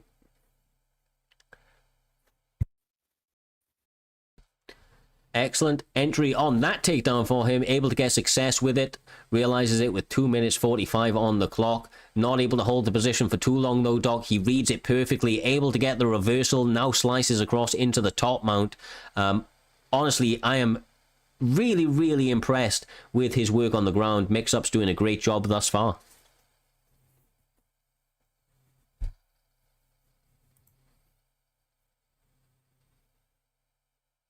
Rides out the position, continues, able to stop the back mount take, which is very, very nice. He needs to be able to stop positions like that, that flattening out of your opponent, combined with some of the submissions or ground and pound options that become available are absolutely incredible. So got to be wary of that. And as he was able to stay composed, now able to work himself back to the feet and tries a takedown of his own, obviously trying to mix it all together, keeping LFC the Don very, very honest over the course of this fight, and obviously maybe feeling a little bit in his favor as well after some successes realized on the ground.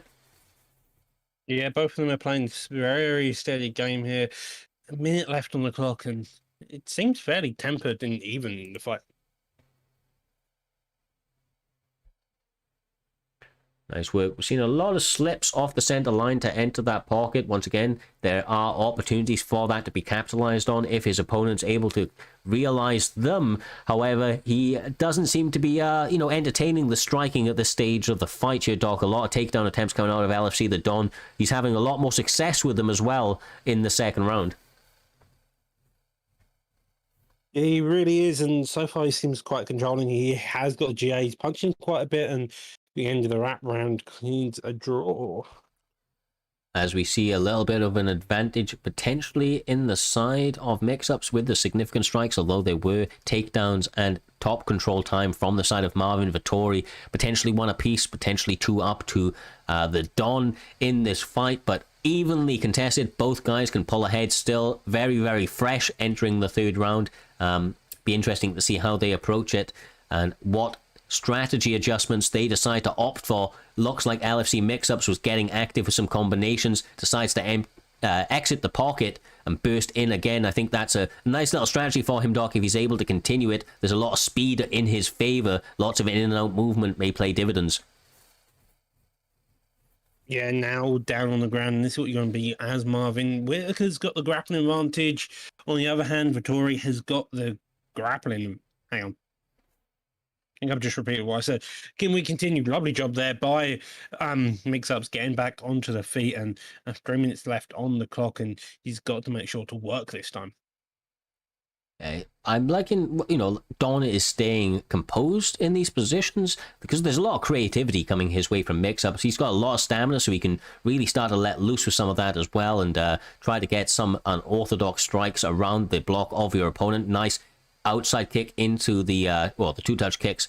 But once again, the Don able to realize some power shots landed on the chin of Mix-Ups, gets him sat down momentarily, continues to try and pressure, but Whitaker all over it. The recovery's on point for him, straight back to the feet. But once again, the strikes from the Don, he's keeping them so short, Doc. He's keeping them so technical, not looking to land anything massive, and they continue to land on the chin of Whitaker, before he can get there, because he's going for those creative wild strikes. Yeah, but he's just sometimes you keep it short, and simple, you just can get there before your opponent and just land the cleaner and better shots.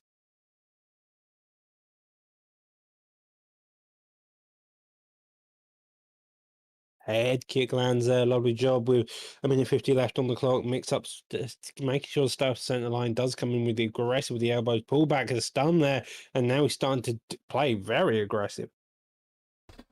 What you want to see coming to the end of the round, especially in a fight that you might, not that you do, but you might need a finish to get the your hand raised in the bout. So you've got nothing to lose at this stage. You're probably not winning on the judges' scorecards, or you definitely need this round if you're going to. With the work that Marvin Vettori continues to be able to put out, that's becoming tougher and tougher as the time ticks by. He's now looking for a finish of his own. Not a lot of stamina to pour it across that finish line. Just the narrowest of margins, keeping Mix-Ups in that fight. The head health incredibly low, Dog. Oh yeah, both of them are just trying to just get that finish. They want to both secure the round, both secure the fight with a KO if they can. Don't leave it up to judges, and both of them staying fairly off center with the head movement. Continues those wild spinning attacks, followed by the hook after them, trying to catch their opponents, opening up with some shots. Big step off. Closes out the fight. Interesting bout. We'll have to see which way the judges have scored it. Has Marvin Vettori done enough with the takedown attempts and mixing it all together for LFC the Don? It appears that he did. Great bout all round. Interesting fight to move us on into the card. Of course, we are getting closer and closer to the main card in itself. Both guys should hold their heads up high, though. Fun fight back and forth. Both look pretty creative. Both look very, very good on the ground. A bit of a toss-up on the feet, I do think, as well, Doc. But the groundwork especially, they both definitely showed, great, dangerous opportunities for them both, whether it be the ground and pound or the submission threats. Yeah, both of them just play a very effective job. The grappling game, the striking game both showed incredible ability within both sections of it. Well, all of that, my man, takes us on to the next one. It's the fight before the featured fight on the prelims. We're going to be having the one and only TMF Ginger stepping up against Pudgy, BSD's own Pudgy. These two guys have been around the scene for a very, very long time. Two high-level competitors here, Dog. They both, always bring the action. We've seen Ginger multiple time now title contender, I do believe. I think Pudgy has also been in or around those speaks as well in the past. I believe so. Entertaining styles, my man. They both come to fight each and every time. They can do it all, but definitely the striking is where they where they build a lot of the fan-friendly kind of luster that comes with their performances. I would definitely agree. I'm kind of expecting a rock and sock and robots kind of vibe here. Both of them wanting to play aggressive and both of them wanting that finish. Yeah, this one I think is in welterweight as well. It looks like we're having a Jorge Masvidal pick up against Kamaru Usman. Ginger Ninja picking the Jorge Masvidal side of things. Obviously, that's a great pick for him. He's got incredible striking. Jorge is durable as well, so making sure that you're able to keep up, with some of the strikes and damages coming your way. Especially against Kamaru, who has that sneaky striking, Doc. The straights they land with. Oh, sorry, he switched it up to GSP. I did not see that. GSP also hits hard, but a little bit on the quicker side. The chin not exactly able to stand up to the test of time in most cases either, my man. Yeah, GSP is an interesting choice, though. The one thing he does lack is a good health stat and a chin. His recovery is kind of shaky, so as soon as he gets hurt, he's going to have issues. On the other hand, Masvidal is the opposite. If he gets hurt, he's going to recover fairly quickly with that. Yeah, he really can. He's opening up nicely. Ginger's in his last couple of fights has had a leg kick heavy approach to a lot of his performances, which has played dividends over the course of the 3 to 5 rounds that he's been scheduled for. George St. Pierre trying to do his work gets met with a massive running flying knee attempt from Ginger Ninja, coined by Crypto back in the day. First guy that I saw throw that, and it's been a bit of a staple from those TMFs since then, always looking to work in some creative striking of opportunities for themselves. Continues to go back to that leg kick though, Doc, which once again, as long as Clutch doesn't check too many of them, is really going to be nice for him, especially against a GSP player who relies on a lot of blitzing. Yeah, well, GSP has a lot of blitzing, he has a lot of kicks, he has a lot of... Yeah, GSP has everything in his arsenal. He's got an axe kick, he's got a roundhouse. St. Pierre, to be fair, not St. Pierre, Masvidal also has the same, so whoever can start winning this kicking battle was going to probably take over during this fight. Obviously, with the pick of George St. Pierre, he is going to have a quite large advantage should they hit the mat, or at least if he finds himself in top control. I don't imagine we're going to see a takedown attempt out of Pudgy, although he is very well versed there. Just not something that he normally brings to his performances. However, especially against somebody like Ginger, I wouldn't put it past him. It may be, the more intelligent approach in a very tough battle. Ginger really can dig deep in these, rough and tumble wars. Yeah, rough and tumble is the name of the game here. You're just looking to make this dirty and just rock 'em, sock 'em robots, as I said earlier. Continues to work on. I think they're trying to be a little bit more measured at the midway point of the very first round. The first takedown attempt, just putting it in the mind of his opponent, being answered back with a nice little teep into a switch kick to the body from the side of Ginger Ninja. TMF is doing nicely at the moment, but these strikes are starting to bleed through the block a little bit as well. And there it is, Doc. There it is, the takedown.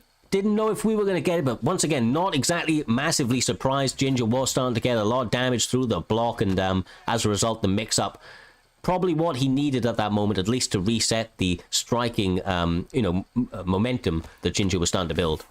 Yeah, even if you don't hold the opponent on the ground for very long, as long as you get that takedown, as long as you have a bit of time to cool down, to reset, you can normally then force your opponent to have, as you said, just have to reset in the strike, and it stops their momentum in their tracks. You see a couple of knees going, it does permanent damage, only a small amount, but it's a lot more damage than you realise after you've been repeatedly kneed to the leg. Yeah, the chip damage from a lot of things, to be honest with you, it adds up surprisingly quickly, right, Dog? I've even seen in just little positions like half guard, top control, right? You start to work those little shots, not even postured, and you'd be surprised how much total chip damage that starts to do when you've thrown a lot of them over the course of an entire round or maybe two. So those little knees to the leg, they may not look like the most damaging shots, but they will definitely play up, especially later on in the fight. They may be the difference in that one check to close out the fight. Yeah, there's a lot of stuff which does tiny chip damage. Sometimes it's permanent. There's a sitting with the bodywork, I believe that's does actual permanent body damage, so it's really interesting to see how this game portrays what's doing the most damage. Now we see Ginger Ninja working on top, Doc, finds himself inside control.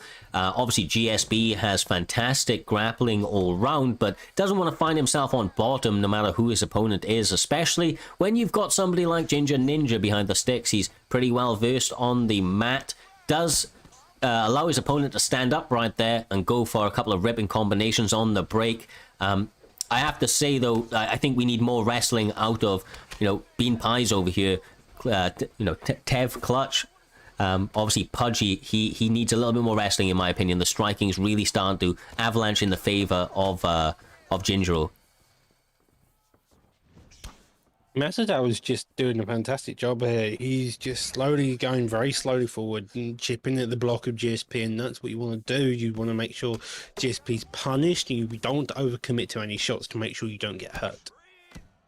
Nice interrupt knee from Pudgy, trying to work at his opponent, but once again, a combination just blistering from Jorge Masvidal, making sure to dish up everything that his opponent can handle, and some each and every time the opportunity presents itself.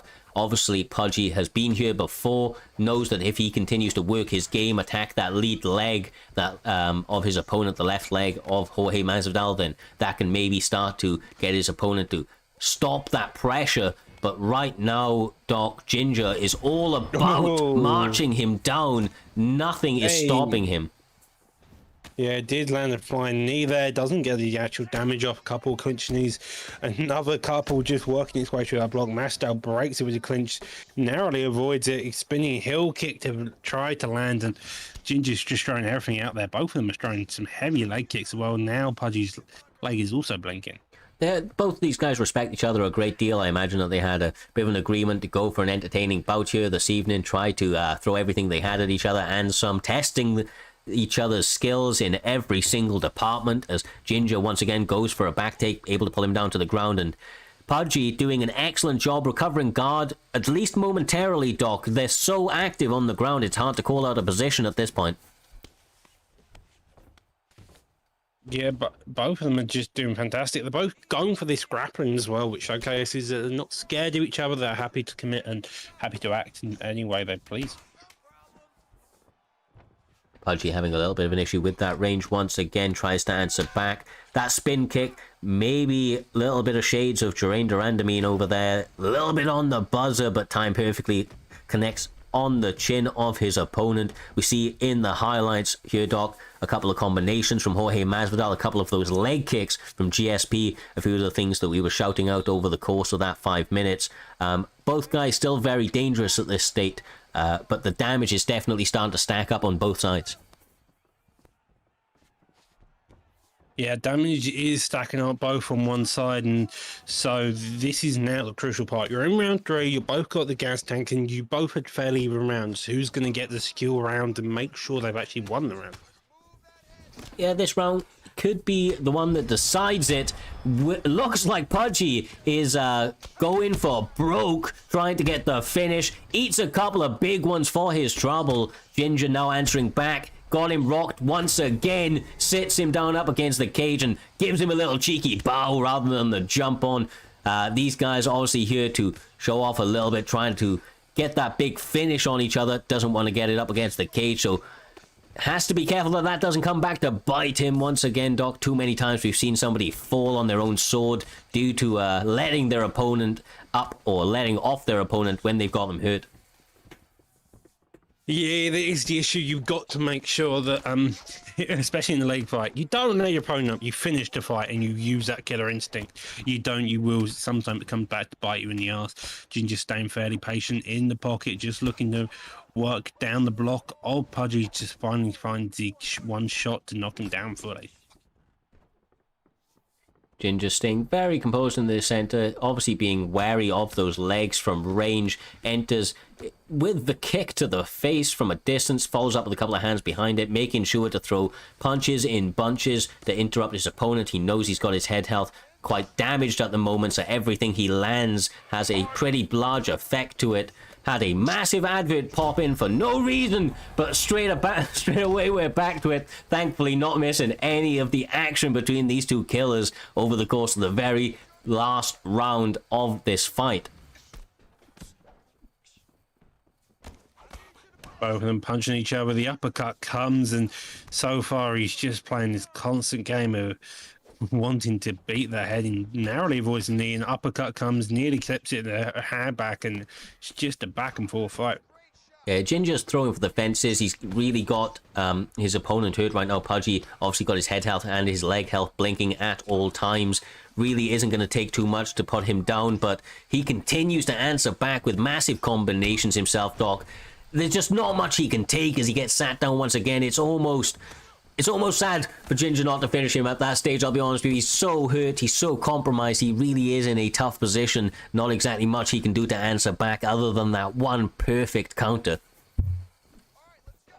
Ginger is trying, but I feel like he gassed himself out just trying to get the finish, work it down and guessed and knock down, and maybe he'll be able to do it. Lets him back up politely, and now as that block's overcommitted, he just needs to nick one shot through. Flying knee attempt, doesn't get it, and whiffs on the hook. Oh my god, what a way to close out the round. He sits him down once again. That time the round would not have allowed him to finish, but he decided to opt for that bow once again, showing a little bit of respect or respect at the end of the fight. Interesting bout back and forth. I do think that Ginger did enough to get the victory in this one though.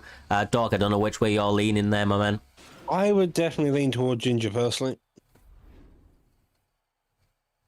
Well, without further ado, we're about to find out. It appears that we're calling it right. TMF's very own Ginger Ninja getting his hand raised here this evening with a back and forth fight. You know, he allowed his opponent a number of times to get back into that bout. Could have maybe closed out Pudgy a little bit earlier on, but the sportsmanship between the two, they took it a little bit longer. Probably than they needed to be honest with you, Doc. It got a little bit brutal towards the end when Pudgy was compromised. Obviously, couldn't really do much with his stamina and all-around health being pretty obliterated. Yeah, that's sometimes the way it goes. You have this back and forth fight, and then, as I mentioned, GSP's chin is one of the more sketchy ones within the welterweight division, so that's just something you've always got to be aware of. Well, my man, this now does take us on to the featured fight of the prelims. These two guys, always entertaining fighters no matter who they're stacked up against, so when they're matched up against each other, you know it's going to be a recipe for success, an entertaining bout. It's a bit of an understatement ahead of two of these guys. We're going to be having Killer Jake, also known as Blessed Jake. The man has been putting on phenomenal performances. He has sensational striking all around and is a trouble for absolutely anybody on the feet.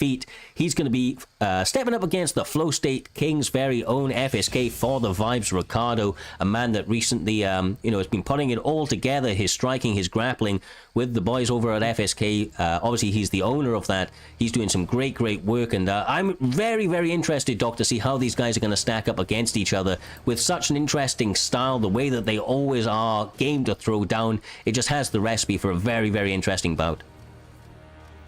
It really does. Ricardo is a Flow State King, members of Tadpole and Decide. We've seen both of them come out and have some brilliant striking. Ricardo now looking to make himself a bit more known with a win over Killer Jake. That's massive. Killer Jake's probably one of the most predominant strikers within the UFC 4 community on the Xbox. He's got that.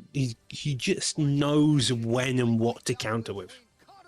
Yes, they do. Well, as we see right here, sir, Killer Jake, FSK Ricardo, both opting for the Conor McGregor pick.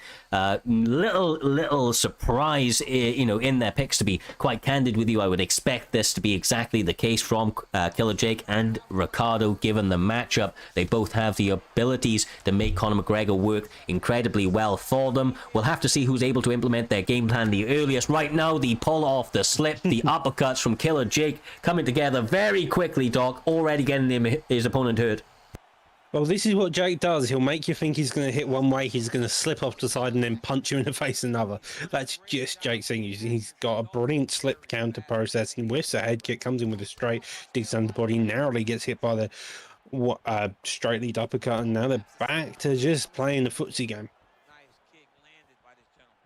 And what he can, FSK Ricardo is trying to be very measured in his approach. He knows that Killer Jake has some incredible rip and slip counters that he has available to him. If he's not very, very careful, he could walk on to something massive like he did at the beginning of the round. This is much, much better for him, although some of these shots are starting to bleed through once again for Killer Jake. Doc doing a very, very good job of staying light on his feet, moving in and out, and utilizing some preemptive head movement, trying to catch his opponent slipping. Yeah, Jake just can work that down. He's going to play off the back foot, but he can come forward at moments. Notice Ricardo putting on this pressure, and he's just trying to sink shots through. And so far, Jake is just making sure to always have his block tight. Yeah, he's doing a very, very good job mixing in some feints, lots and lots of head movement. Would like to see maybe Ricardo towards the end of this round, if he can time it, just try and burst forward on one of those, maybe some body work and leg kicks to counter some of that head movement, Doc. If your opponent's moving their head a lot, their legs are going to be stationary, they're going to be planted on it, and that may set you up for some big damage to be ripped down low, especially against somebody wide stance like Conor McGregor. It's exactly what he wanted. He's just got the ability to stun, the ability to control, and this is Jake's masterclass here. Ricardo puts on the pressure, but he's not really phased by it.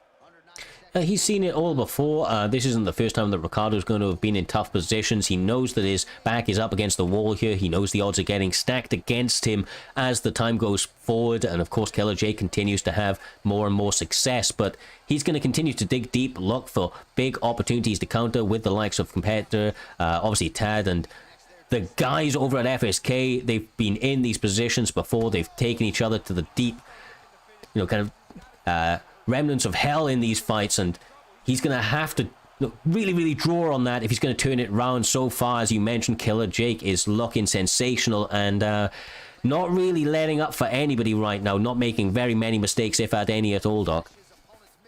Yeah, he really just isn't. Head kick fires over the top, and the cardio, even in Ricardo's favor, is slowly going down. The body work of Jake is making itself even more known as we close out the beginning round. Well, I hope that everybody is in appreciation of the striking being shown by two sensational strikers with these Conor McGregor picks. They touched them up for round two, going very, very quickly. Back to the body work over here, Doc. Killer Jake not wasting any time. Those body uppercuts going there often and early, and often with a lot of success. Well, the body uppercuts are like one of the most crucial ones. You can get them to start working, even that body straight, the body hook. It's just, if you can just pepper the body as you go, working the head, and then just only sneaking shots in when you can, it's one of the more crucial steps within the bodywork game. Right now, he continues to pour on the pressure, working the jab from distance. Nice answer back from Ricardo.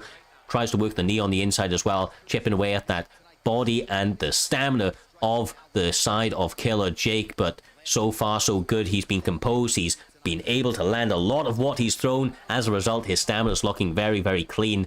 Head movement on point for Ricardo, coming to the midpoint of the second round, Doc. But he is so pressed up against that cage. The danger alarms have got to be ringing. Yeah, you got to be ringing. Just Ricardo's staying patient. He's putting this pressure. He's just trying to find a shot. But every time he does, Jake just neutralizes it by digging to the body, just throwing one shot, which makes him a bit scared to throw again. And that's how Jake fights. He will put on this pressure, fire a couple shots back out, let you fire, and then just counter with one threatening big shot. Lovely feint right there into the, I believe it was a rear elbow that actually clipped Ricardo. Beautiful work, but he gets answered back by a blistering uppercut, perfectly timed off the body shot. Ricardo looking for a home for some of these snipering shots. Has to be careful for walking onto stuff like that though, Doc. Both guys getting massive amounts of damage to land on each other's dome piece come the midway point of the second round. Yeah, well, you notice Jake's also, he's digging to that body and then slipping straight out to center line. Ricardo's trying to fire in a head kick, but also an uppercut all at the same time. So he seems to be trying to get a read on it. Like, see there, he nearly got counted with the uppercut slip, but instead Jake now getting wise to his counter, does lean to the head kick, gets a hook off, doesn't do much damage, and it's a minute 20 left on the clock. Both of them are going in a back and forth battle. Yeah, Ricardo's in a bit of a tough position though. The stamina now basically completely zapped. That bodywork is adding up. A couple of the rocks are really starting to take full effect as once again Killer Jake looks for a really, sensational pressure and strategy to the attack. Ricardo getting a little bit maybe frustrated after he got him rocked for a moment, continued to try and throw shots even though he was out of stamina. Can't imagine he's going to survive too much more, Doc. This has got to be the end for Ricardo. Killer Jake puts on a masterclass this evening. The striking was on point. As to be expected from Killer Jake, just came through and really made those hands work for him. Yeah, it's exactly what you wanted to see, Jake. Just slow. He's methodical. He'll work you down. He doesn't mind finishing round one, but that isn't what he's looking for. He's looking to work down your body and then come up top, and that's exactly what he did there. He made sure that Ricardo was gassed and then started working that chin coming to the end of the round two, and that's how it goes sometimes. Yep. That's not to dismiss Ricardo striking at all, though. It's impeccable in how he puts on the pressure. Just Jake neutralizes it. Yeah, Killer Jake was the better man this evening. Interesting to see where he goes from here. A really sensational performance all around, landing a more than 50% clip on all of the strikes thrown throughout the entire course of the fight, both significant and otherwise. So yeah, without further ado though, we now move on to our main card. We have a lineup of killers set to throw down for your viewing pleasure. First up is going to be former champion Matty D, TMF's very own, up against Optics in the bantamweight division. I'm interested to see which way these guys go. I think that they've seen each other a number of times in the past. I'm imagining we're going to see a Rob Font pick from Matty D. That's normally who he likes to pick. And it appears maybe a Sugar Sean O'Malley, unless he decides to switch it up on me from the side of Optics. This could be a very fun one, Doc. These are interesting picks come the bantamweight division.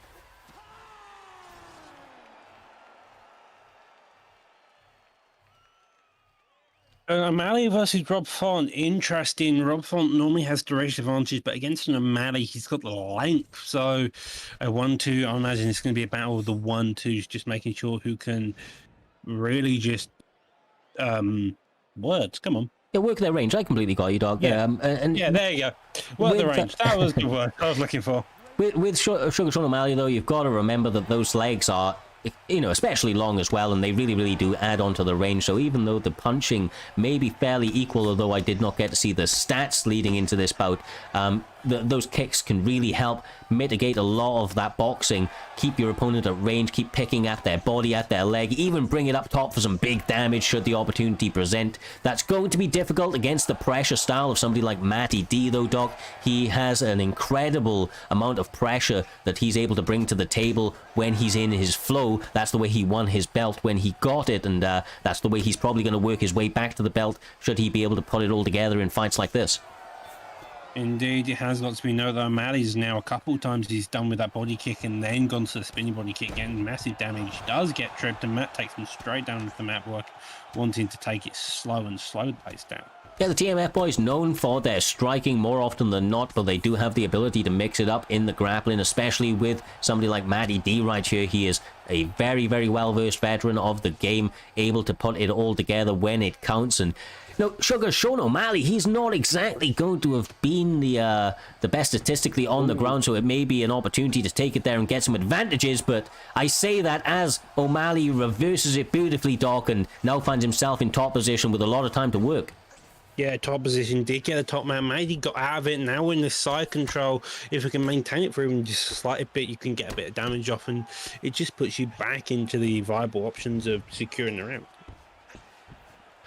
Gets up, finds himself back in the striking. This is Optics' time to shine. He needs to get back on the kicks, needs to work the kicks, and some of the counters just like that are going to really get into the head of Matty D, start to make him second guess some of the combinations he's throwing his way. Good work from the range so far, especially mixing it into the body, but we see Matty D answering back with combos of his own. Both guys trading big shots on the inside here, Dog. Yeah, both of them just looking for each wild shot that it just seems to be the case that Matty's playing quite aggressive, and Matty's just picking his shot every time. That spinning body kick definitely seems to be his mainstay currently, just making sure to always do the body damage. We've seen it in too many fights to disregard the bodywork can often be the key to success in many bouts. It has so many advantages it gives you. Works your opponent's body health, of course, opens up a shot for them to be extra concerned about, but of course attacks the stamina of your opponent very heavily as well when timed correctly. So if they continue to do it, and especially with these knees on the inside to the clinch, that's great work from Optics. Continues that pressure, continues to work the body. It does appear that Font may be a little bit more headhunting, but a lot of those shots are bleeding through, Doc, and that could be problematic for Sean. Indeed, a lot of them playing very aggressive, and now lovely into the round there. You'll see statistically, Optics 24 strikes to the 30. He got the advantages in that one, landed the bigger of the two shots, although there were some momentum shifts where Rob Font was able to pile on the pressure of his own. Good opening round for both guys. I think there are adjustments that they're going to be looking to make, and it's about who's able to implement that quickly and capitalize in the largest way from them. It looks like the sidestep from Matty D was an option that he saw that became available to him, able to capitalize on it twice, opening up this second round. He needs to rip off that combination, because right now Optics finding the home for every shot he wants to throw. Oh, wild there. Does get clipped by the straight. Matty starting to put on this pressure, and this is how his front goes. He goes from off the back foot to playing on this front foot and just being this very aggressive fighter. He's gone for that sort of kick a few times now where you miss the first one, trying to get your opponent to bite on it, then coming through with the second spin to cover the distance and to catch your opponent slipping just like that right there. It does often allow your opponent to walk into a very high damaging strike, although when you're throwing it as often as he is, Doc, it can have some huge problems for your stamina, so he has to be very cognizant of that stamina bar if this fight continues into the third round. It would be if he wasn't doing the body damage, though, because it's landing consistently. Finally major lunges out of it and starts putting this pressure. The person who does seem to be suffering the cardio right now issues is Matty. He's playing very aggressive. He's had the body damage done, especially when he's walked onto shots, so it's done a bit of stam damage. And Optics is playing like a madman in some cases, though. Yeah, he's going crazy with some of the kicks. I like to see it. It keeps it unpredictable. You've got so many options available to you. Why not blend them all together and keep your opponent completely in a bit of a vacuum in terms of what he thinks could be coming his way. The potential options and angles that strikes may be approaching him makes it very difficult for Matty D to get reads, but he seems to be doing a good job so far of maintaining that range, landing big shots just like that, Doc. Now he's got him hurt and pressed up against the cage, decides to back off and go back to work with those hands. Well, that's the main thing when you're throwing those kicks, is that Matty's going to be looking to step out of range and then come back into after you've whiffed it. You see there, he comes in, misses the whiff kick, and then comes into counter with a straight. Does get slightly hit by the body kick, but that doesn't matter when he still landed that straight. This is the very first fight of our 8-card main card of Fight Night 24. Both guys bringing all of the action, still very closely contested. We approach the 45-second mark of the second round. Matty D is using Rob Font, pressuring forward, sits down his opponent Optics, who was having a lot of success at the beginning of this bout, but now is having the world turned on him, Doc, as pressure continues to be poured forward from the TMFer. He really is just putting on this pressure. The only issue I'm seeing with Matty D's current game plan is the body health is being a bit sketchy. But I say that he's countering beautifully, and that chin on Matty's really suffering. So I think it's just a trade. Optics is going for the body, Matty D is going for the chin, and the gas tank and Matty is having a bit of issues. They touch them up for the third and final round. Once again, Matty D was able to get him hurt. Puts him out very quickly. Fantastic work. And what a way to start out the third round, by closing it just as quickly as it started, Doc. Yeah, it's a lovely job there by Matty D. That's exactly what you wanted. You want to work that chin, and that's how he does it. That straight being the main key, and then the rear uppercut straight behind it. I didn't realise he was ducking, and it's just the way to go sometimes.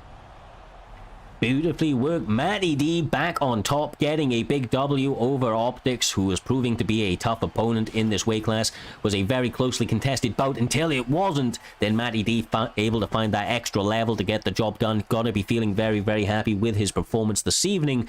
Sure, there's brighter things ahead of that man if he continues to put on performances like that. You know, that was a good one for him. That was definitely a good one for him. Well, Doctor, this now moves us on to the next bout, my man. We have two incredibly tough opponents stepping out this evening. Going to be having EK Harambe. Haven't seen this man, I believe, since Season 1. A sensational competitor from the side of EK. Incredible grappling. Obviously trains with some of the best strikers about as well, so has the hands to back it up. He's going to have his work cut out for him, though, in somebody from TMF that has been shown to put on some really good performances as of recently, Doc. TMF Grains, especially in featherweight, you know, has a tough task ahead of him, but has all of the tools to get the job done here tonight. I do agree. Featherweight's an interesting weight. You have a couple of grapplers, a couple of strikers we saw earlier with Holloway and McGregor. Harambe's predominantly a grappler, so I'll be interested to see who he goes. Grains, on the other hand, predominantly a striker, so I'm maybe expecting maybe a McGregor, a Holloway pick of sorts, maybe even a Volkanovski. But that being said, let's get straight into the fight. Yeah, McGregor v. McGregor, my man. You were pretty much on point, but both guys picking McGregor here this evening. Mexican Mush over there, which is Grains, TMF Grains. He is in the blue corner. And then, of course, you have EK Harambe, who has gone all striking here this evening with his Conor McGregor pick. See what he's able to get going, working the jab into the sidekick, trying to take charge in center of the cage to start us out, Doc. Always a smart approach. Try to get your opponents behind those black lines and work your striking game from a range. Yeah, just make sure you have 3 key steps within the first round. Establish a jab, maintain octagon control, make sure you don't get hit too much. Both of them playing very steady. A lovely teep there to work the body, and again, that jab's already been established by Harambe, just picking them apart, then working his way afterwards from it. Yeah, right now Harambe's looking extra slick, working the body, nice combinations, getting light on his feet. Has to be wary of some of the, you know, kind of almost brawly type of exchanges that it looks like Mexican Mush is trying to force out of him. Excellent teep kick once again.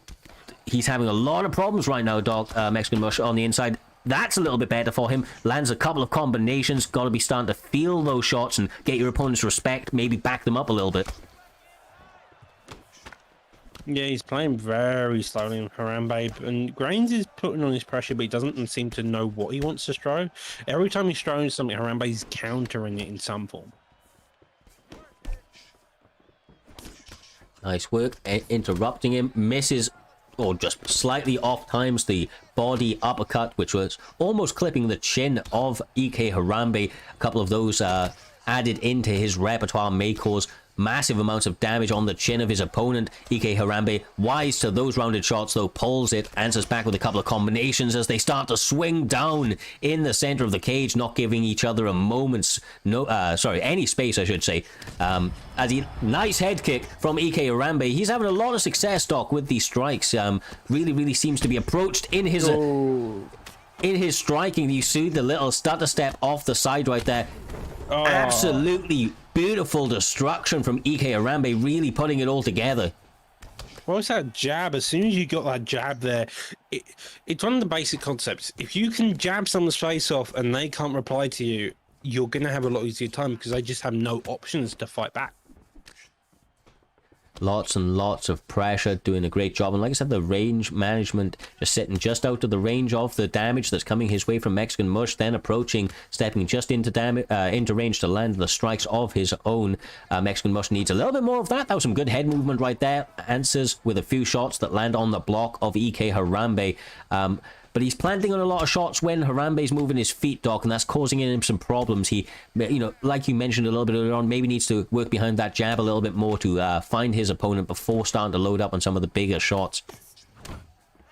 1-2 head kick follows a teep in retaliation as well, and lead hook just to sneak in afterwards. So far, this seems to be Harambe's fight.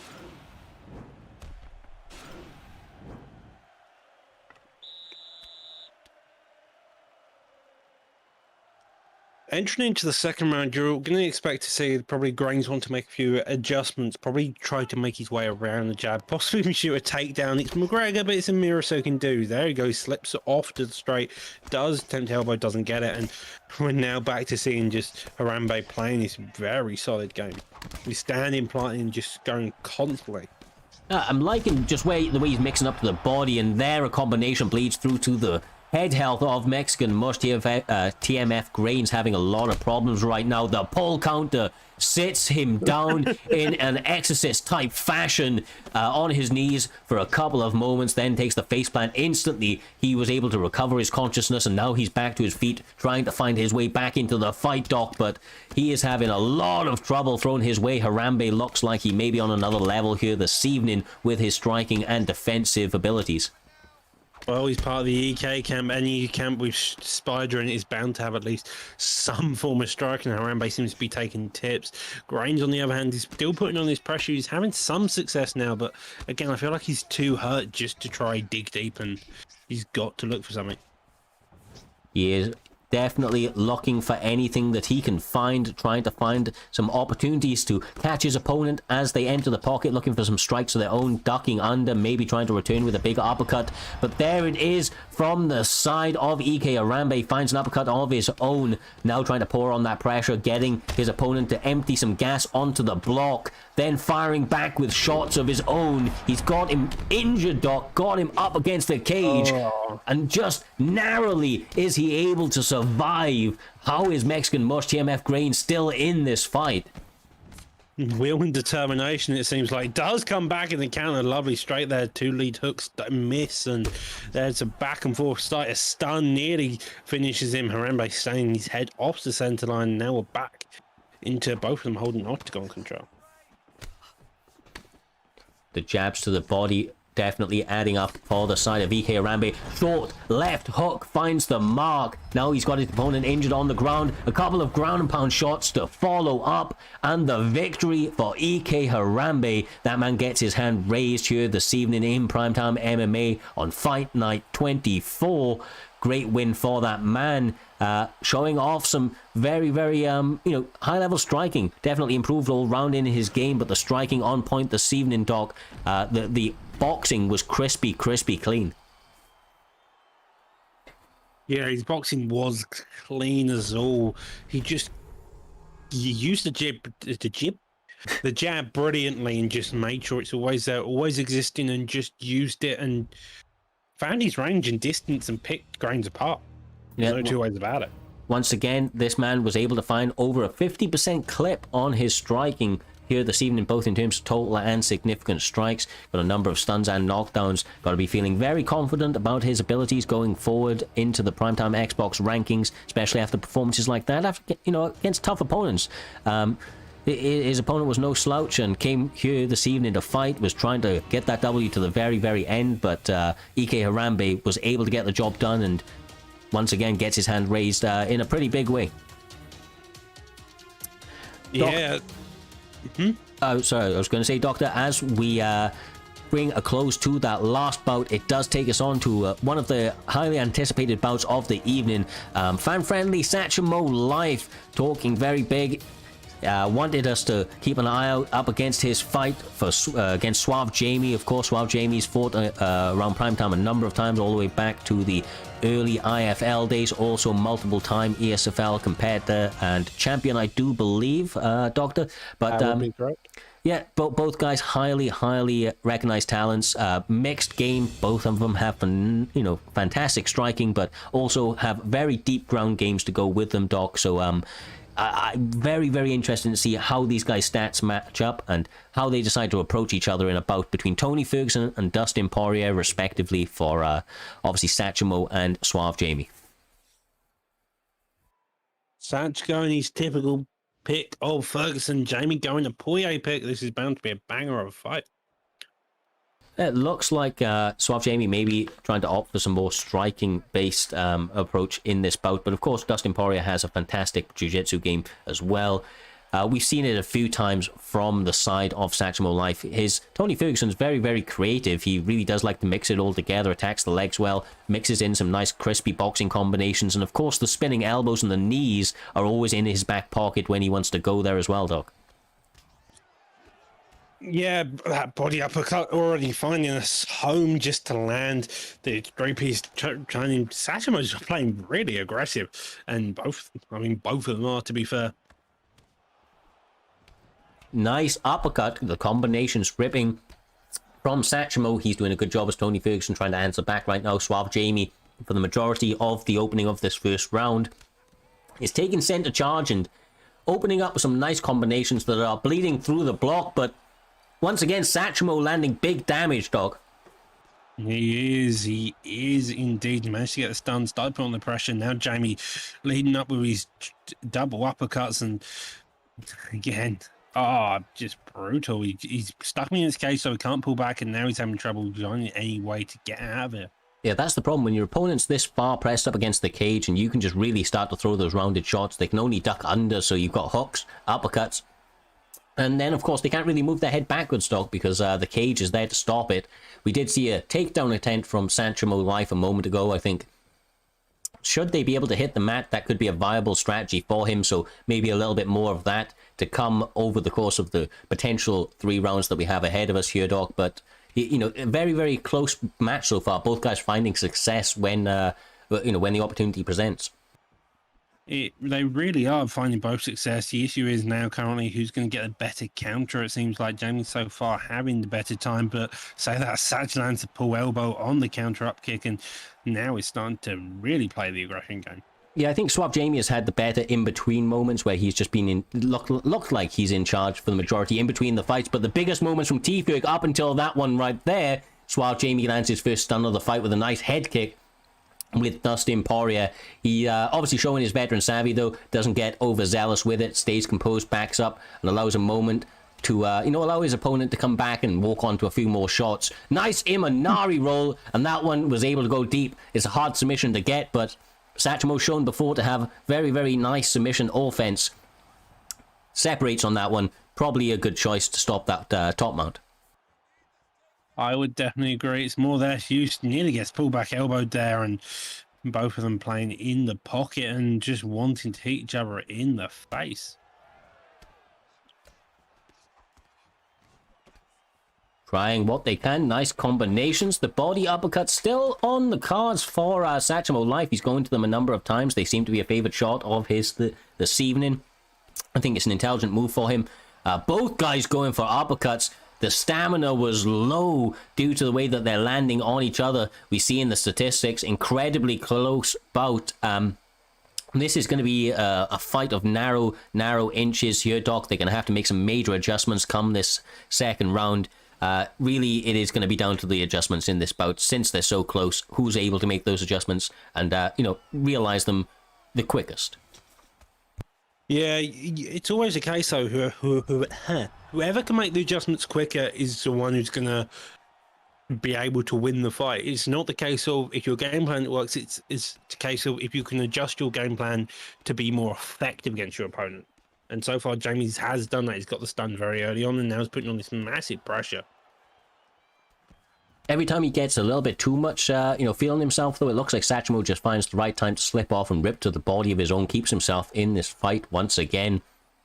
He is definitely not out of it. They're still very close in terms of stamina. The health starting to lean the side of Suave Jamie with the most recent stun in this second round. 3 minutes 45 on the clock, though. Lots and lots of time to work. I feel like Satchmo maybe needs a takedown or something to turn the angles right here, because being pressed up like this, Doc, opens him up to so many striking opportunities, and Suave Jamie's too intelligent a striker to not capitalize on them. You agree? Overhand fires over the top, uppercut in retaliation. So far, Jamie's just putting all this pressure, and I feel like it's making Satch very flustered, so he can't get any of his actual shots off. Sits him down again. Another big combination. Missed kick from the side of Suave Jamie. Answered back with a leg kick from Satchmo Life. Trying to go with his unorthodox striking routine to get his opponent to drop their guard at the wrong time. Very, very tough, though, as they answer back and forth. Poirier's got his opponent hurt and is now raining down some shots. No.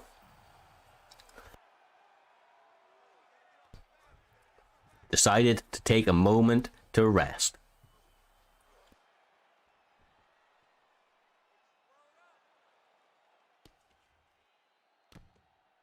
I'm fairly patient within the side control. Gets back to top man. Probably going to look for I imagine some posture up, but again, minute 40 left on the clock and staying fairly patient. Yeah, I mean, he's obviously massively ahead in this fight. Sachimo's dangerous on the ground as well, man. You cannot take this man lightly. You can't just slice through to positions recklessly. You need to set everything up.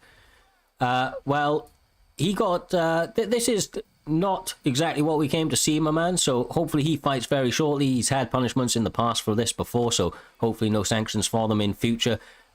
Just waste the time of your viewer. If you think you've got this fight by the horns, no need to extra flex. Get your opponent out of there. Otherwise, they may come back to bite you in the butt, especially with Sachimo Life. His submissions can be dangerous, man. Especially if he gets one denial off, he can make it very, very close on a moment's notice.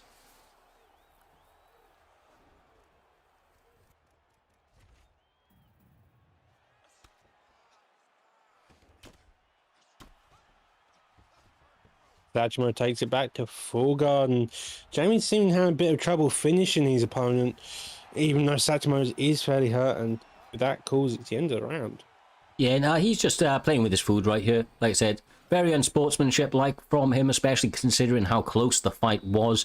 Now taking major moments to flex on his opponent, obviously on the comeback. Like I said, we've disqualified opponents for or players for less, and it's not like he hasn't experienced this before. You know, and once again, in those fights, he's had adversity straight after them, after those bouts. So just because you've had moments ahead of your opponent, because you've got them hurt, don't think that you've won the fight yet. Too many times of people being able to turn it around. Tough time for Sachimo here, though. The body health is becoming incredibly problematic. The upkick of Doom able to keep him in the fight. Instantly shoots for a single leg and is able to get him down. He has a lot of time to work if he's able to get out of this submission, although there is a stamina advantage on the side of Suave Jamie for this attempt. Yeah, it does seem to be fairly close in it. Ferguson currently creeping up in the side, he's escaping, but that puts nothing less on this Kimura. It's a very strong submission. It's very doable. Reaching nearly towards the halfway point. Jamie got a very good tracking on it as well, so you may be looking for a sub here. Does seem like he's going to escape, but only barely with it. The blue buff fairly and now rolls into the backside position.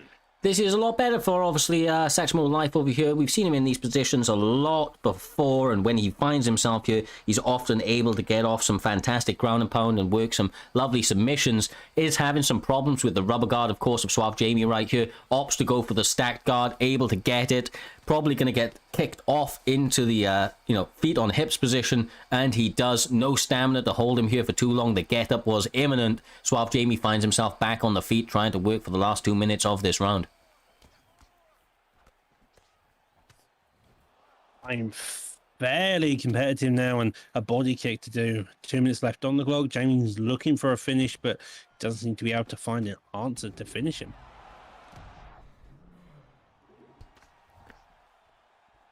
He continues to pour on the pressure, looking for a big one to finish the fight. Once again, Sachimo Life doing just about enough to stay in the fight. The uppercuts to the body adding up, and he gets sat down again. The major taunt from Suave Jamie at the end. Weird flex, my man, weird flex, but he able to get the W up against Sachimo Life. Probably be overturned from the guys in the back. I wouldn't be surprised. We've had instances very, very recently for things just like this. Unnecessary flexes, waste people time, but is what it is. Valiant effort from Sachimo Life, not giving up at any moment, trying to the very, very end to get his hand raised. But obviously Suave Jamie able to do the thing, and those body upcuts really started to add up for him, Doc. Yeah, they really did, and that was the mainstay. You store it in round one, and that's kind of what you want. If you can manage that distance well with the body shots, you're going to have that issue. Yes, sir. Yes, sir. Well, without a moment to waste, we move straight on to the next one over here, Doc. It's going to be Kobe up against MLE 2016. If I'm not mistaken, this is still Kobe on the PlayStation side of things, and MLE being a more recent addition to Primetime MMA. So interesting to see what he's able to do, especially up against somebody like Kobe, who has been doing some really, really good work, especially since going across to the PlayStation side. Indeed, Kobe's a really aggressive striker on the PS side. He started out fairly well on the Xbox side, did face some adversity, going on PS side, and seemed to come out with a completely different side of himself. So I'm looking for a very enjoyable fight. This one, as mentioned, will be in the featherweight weight class. I imagine we're going to see, yes, we are, okay, they are picking Max Holloway, the Max Holloway mirror match. Can always be a fun one, you know. Sometimes it can be a bit of a pain in the backside, Doc, to fight Max Holloway at featherweight, but one of the best ways to beat a Max Holloway is to become a Max Holloway, and that's exactly what these gentlemen have decided to do against each other here this evening. Allows for an incredible pace to be set. The stamina is going to be there for days for both guys, and obviously a wide array of striking options available to them. Yeah, Holloway does have a lot of wide advantage of strikes. We've seen running cartwheel kicks on this card. We've seen a very aggressive Holloway and jumping spin kick to add to the arsenal of what we've seen today. Starting out very, very quickly, as to be expected from two Max Holloway players. They don't really need too much time to, find their range. They're very, very rangy, have incredible combinations to go with it. So even if you miss that first strike on the way in, you can continue to rip that combination until you find meat behind the end of that leather. Continues once again, Kobe does, to try and take the center of the cage, trying to work some boxing combinations, but eats a couple of knees for his trouble. I think that could be an intelligent strategy should he decide to opt for it. MLE, work those knees, work the attacks to the body. Both guys going to have crazy cardio, Doc, so if they can get that damage off early, attack that stamina early, it really may lean the fight in their favor. Indeed.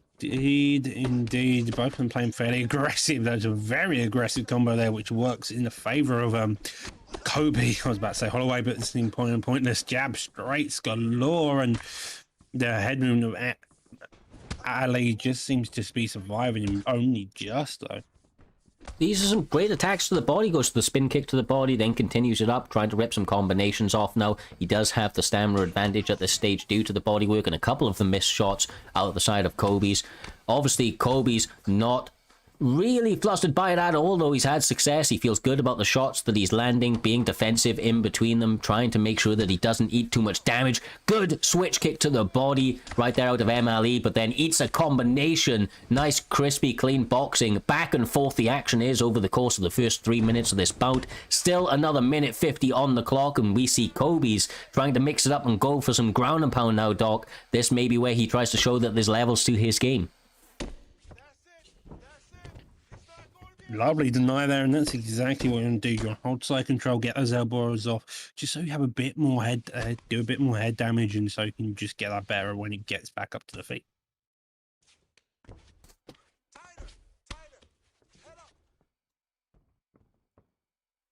You say lots of opportunity for him to work ground and pound. I don't think there's going to be too many submissions on the scorecards for him. Not a lot of time to work in terms of that regard, but the punches, the ground and pound, that can definitely add up quickly. Nice head movement from MLE, able to tax the stamina of Kobe's on a big miss, but the denials are still there for him, and he continues to utilize that to rain down some more ground and pound from this half guard. 20 seconds left on the clock. An interesting first round, both guys landing a lot of damage on each other, Doc, and have made this a very closely contested bout. Yeah, it's just the way it goes. Lovely job there with the very end of that round. Ali seems to have the cardio advantage coming into the second round, but it's just the way it goes.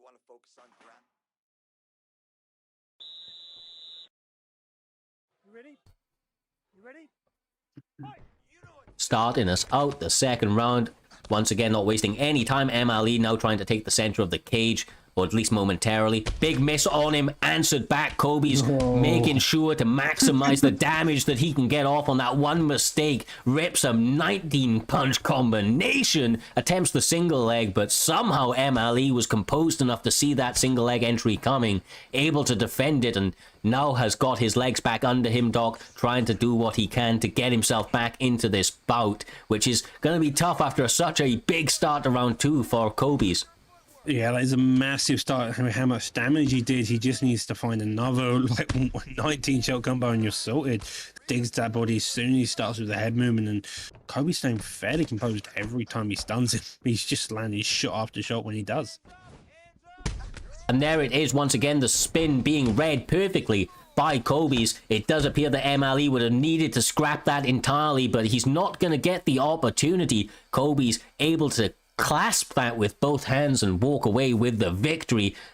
Perfect read by him. Second time he had countered it, second time he got maximum damage from it, Doc. That's a huge win from a man that clearly has some hands and, you know, expert timing on his striking and counters. Yeah, Kobe just majorly controlled that fight. Every time he got a stun, every time he controlled it, he would just rip to that body, especially in that second round. That's how he came to get that win. It was fantastic, John. Another fun fight for the Bucks. Stand up, Kobe's and MLE putting it together here this evening. It does take us on to the next one. Of course, though, 4 fights left in this main card of Fight Night 24. A sensational night of fights already. These two gentlemen up next, EK Jakey up against EK Warbsy, going to be very, very familiar with each other. Of course, campmates, come from a very, very respected camp. We know that Jakey tends to lean on his grappling. He's a sensational grappler that can really, really make it a tough time for anybody in the octagon over there, Doc. I'm not as familiar with Warbsy, but I know that he's a man that can mix it all together. So these guys are going to have tools no matter where the fight goes. Yeah, Warbsy, part of the EK camp, same as Jakey, does have the grappling base as you would expect from all EK members, but is predominantly a striker, if I'm not mistaken. He has his control, he manipulates the fight, and normally he's very good at actually making a comeback fight. Well, we are about to find out how they stack up. You never know, sometimes between campmates there are unofficial agreements made. You can see that these guys are quite clearly training partners of each other. Lots and lots of rounds in the bag between these two men. Jorge Masvidal, Leon Edwards is, I believe, what I saw out of the corner of my eye for a moment there. It is action-packed. I would imagine the striking is going to be in point, but both guys have the availability to shoot that takedown if the opportunity presents or if it's needed. Don't imagine we're going to see too much of that, but you never know between two high-level competitors just like this, Doc. Yeah, you just never know when it comes, especially with these two. They do have good grappling base and they do have good striking, but Jakey's just standing in his face, ripping combo after combo. Jakey's been working on the hands with the likes of Trixie. Eats a head kick for his troubles, though. Edwards finding the mark on that one. Not able to land any of the follow-up shots needed to continue the pressure on EK Jakey. Having a lot of problems with finding the mark with some of those strikes. A couple of stutter steps out to the side of EK Jakey on a combination. My God, these guys are letting loose in the opening going. No feeling out process required, Doctor, over the opening 2 minutes of this first round. Yeah, neither of them, they don't care. They just want to rock and stock and robots. Got head kicks, we've got punches flying non-stop. Both of them playing aggressive, don't care about the block. They just want to hit each other. Oh, big attempt straight into the lead overhand. EK Jakey working on those combinations quite clearly. Warbsy very, very wary of them, utilizing some nice head movement to evade some of the strikes and answering back with a 1-2. The 2 going to the body nice and cleanly. I think that's an excellent strategy for him. Almost gets some big damage off that slip from the head kick, Doc. Those can be a lot of damage when they land nicely, but that can also head kick from left of field. Masvidal landing a beautiful, beautiful foot to the dome, able to sit his opponent down momentarily and continues the pressure. Doesn't get the counter, and that's a really lucky job. Lead overhand gets fired over the top. 2 minutes left in the first round. Both of them playing aggressive. Head health is low on both sides, and another counter there. He sets him down. Great work. Oh my God. The front kick from nowhere. Leon Edwards perfectly timed it, Doc. Able to get Jorge Masvidal leaning down. EK Jakey zigs when he should zag. And the the fight just, is gone in a moment's notice, just like that. It is just, it's that issue. Sometimes you have to know how you duck. Not how you duck, how you use your head movement, because sometimes you make the wrong choice, you make the wrong read, and that's what happens. You duck straight into a front kick and end up out cold. Yeah, I'd say, respect to Jakey, though. He came out here this evening to bang. This man's obviously been working on his hands. No better opponent to do it against, other than a teammate, of course, somebody you're very familiar with. So he came out. He was looking really, really good up until that moment. Got injured. Wobsy, like you said, pulled it from a very, very deep part of himself. Was having a lot of adversity to dig deep to get that finish like that. A perfectly timed front kick was just beautiful work from him, and shows that he can dig to or go to that next level when required in order to keep himself in a fight. Either way, my man, we now move on to a campmate of yourselves. That's going to be KM Caliber, one of the men that is just very, very good at mixing it all together. Has great striking, but where it really, really excels himself is the ability to mix in the level changes, just even if it's the feint or the takedowns with it. Great top control. He does have some wild feints, single legs especially. Single leg feints, just what the doctor ordered, can really, really throw their opponent off their entire game. But he's gonna, have to utilize that full skill set this evening, Doc, because we have FSK Keza La, that's obviously stepping in here this evening. That man won in his very first time we saw him in the prime time, the King of the CAF Championship, I do believe. Since then, had a really, really good showing in the Primetime Grand Prix to open up Season 3 for us over here, Doc. And he is shown now to be very, very dangerous, especially on the feet. His ability to take the fight to a dangerous place on a moment's notice, just from the start of that bell, you've got to be worried about this man's hands, because he's going to light you up as quickly as he can. He really is. He fought the pound for pound go at primetime Trixie and just killed him within 2 rounds. A very impressive job, and now he's up fighting against Caliber, who's, as you mentioned, a very tough adversary. He's got the grappling, he's got the striking, and it seems like they've gone astray in a half-star pick. So Thomas Almeida versus, I'm not going to try that. Hennenbrow. Hennenbrow. So, it's a really, really fun fight, okay? These guys are going to have an incredibly deep skill set, and, the striking availability to both guys, the Muay Thai base. They also have Jiu-Jitsu to go with it, should they want to grapple a little bit. But it's all really, really good picks for them. They don't have the athleticism, like a lot of the more highly rated picks are, but the skill sets, the techniques behind them is all there. You already see that single leg feint out of the side of Caliber. He is picking Hennenbrow in the black shorts. Thomas Almeida on the side of the red corner for Keza La, who already is trying to use a lot of lateral movement to throw Caliber off. I think that's a good game plan for him, especially mixing in some of those kicks, going up top with it nice and early, Doc, trying to get Caliber to be a little bit wary about lowering those hands for a takedown. Yeah, he's playing very patient. The body kick fires, digs down on top, and then has another body shot. Caliber's just has a fantastic chance at digging those body shots. Does get hit by a slip hook, and then Kez has already put on this pressure again. Both of them playing a tug-of-war type match.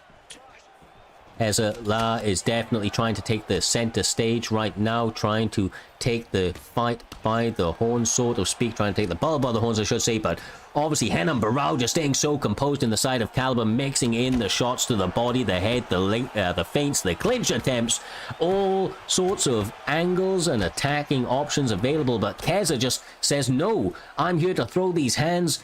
You stand there in front of me, this combination's going to continue to be ripped on your dome, and more often than not, he's having a lot of success added up. Just like that right there, Doc. It's absolutely incredible to watch. Just the pressure is very, very much up there.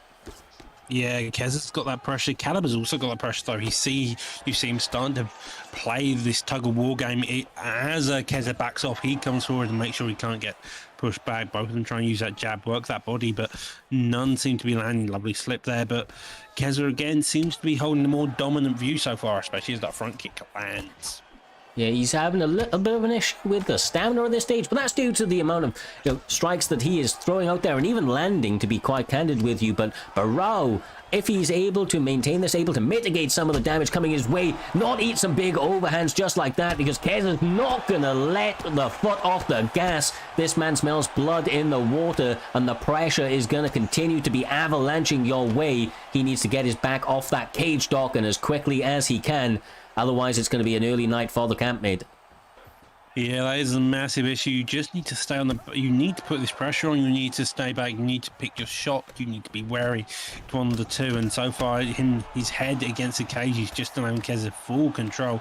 Narrowly avoids getting dropped there. And 40 seconds left in the round. This is a very close fight for Gal. Keza La pouring on that pressure. Once again, has got Caliber hurt. The head health now very, very, very close to being out of there. The single leg attempt, a good option for Caliber, at least to buy a couple of moments. Blocks the head like his life depends on it, because it does. Eats a couple of body shots as a result, but they close out this round after an entertaining back and forth war. Honestly, Keza has been next level with this pressure. He is a problem for anybody. Caliber is trying to dig deep, Doc, but he really has some adjustments to make in this second round if he's going to realize some successes. Yeah, he has got to play really carefully here, because if he doesn't, he's going to get clipped by Keza, who's saying just there again. It's the issue. You need to play careful, especially with such as it is against FSK Keza. Now finds himself in top control. Kimura attempt from Henan Barao. Not going for it. The defense holds up for Keza La as he holds this full guard position. Like I said, the jiu-jitsu is definitely on point for both guys. Going to have submission opportunities, the ability to hold position and rain some ground and pound when they decide that is where they want to go. A couple of shots landed now for Keza, who is doing a great job of being composed and working his way forward, Doc, looking to get that damage in maybe 3 or 4 steps, rather than just looking to let it all loose, straight away. Yeah, it's sometimes the case. You want to be patient. He does let it loose here, and Caliber does get some good defense off it, though. Separation. Almeida now back on his feet, going to be looking to work some of those kicks. Tried to capitalize on some of the big misses just like that from Caliber. He almost seems frustrated, and that straight sends him to the other side of the cage. Sat down for the final time this evening. Massive performance for the FSK boys. Keza La coming out once again and showing that he's got hands. Excellent bout. I'm interested to see what Caliber does in his next one out, Doc, but tonight Keza just really was on another level. The hands were sensational, man. Sometimes that's the way it goes. Sometimes you have a bit of difficulty. You see the fight and a bit of issues, and Keza capitalized on that. He put the aggression on, he put the pace on. Caliber couldn't meet it. Well, another fun fight in the bag. It takes us on to our co-main event of the evening, Doc. I'm sure you're going to be a highly anticipated fight for you as well. It's going to be between two absolute killers. Deagle Fly, who's shown himself in that PlayStation Grand Prix to be just a phenomenal fighter all round. He's going to be taking on Cryptic Optics, a man that's been around the scene for a very long time, shown himself time and time again to be a standout fighter and one to keep your eye on. These guys find themselves in the co-main event of this stacked and loaded event for no other reason than we know their skills are up there and to be rivaled as they match up in this bantamweight bout. They have a lot to fight for, Doc, and a lot to represent in this bout against each other. Indeed, they do. Cryptic Optic coming up about, I think, a 2-fight win this night. Deagle looking to remain undefeated. It's maybe. Can't remember top of my head, but as I say that, both of them are starting out very quickly, putting the aggression on each other.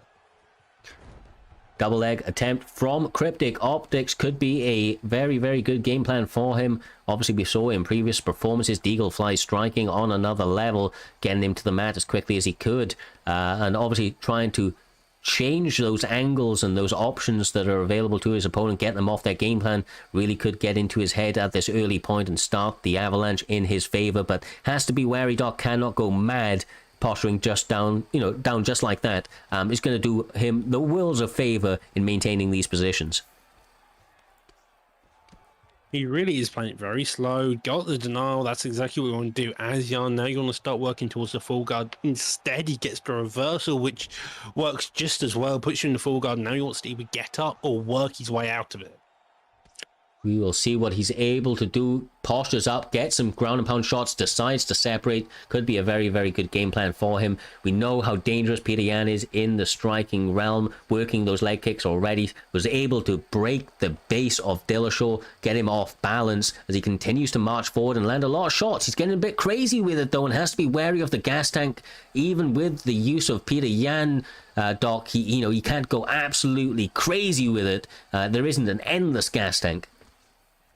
Yeah, there isn't an endless gas tank, but it's probably a competitive gas tank, especially someone like Dillashaw in the firing line. So make sure to do the body work. You're going to stand fairly close. Another body kick lands a bit too close, but still denies on the takedown and fires a head kick in retaliation. Oh, yeah, just absolutely scattergunning techniques at his opponent, got him hurt. Now maybe the end of the fight. I thought it was for a moment, but just about. Cryptic Optics able to survive, back to his feet and just trying to survive. The end of the round, there's still a minute 35 and Deaglefly just turning up the pressure non-stop. Strikes raining down on Cryptic Optics, somehow finding a way to survive once again, Doc. I can't believe this, this man's ability to keep himself composed in these dire situations.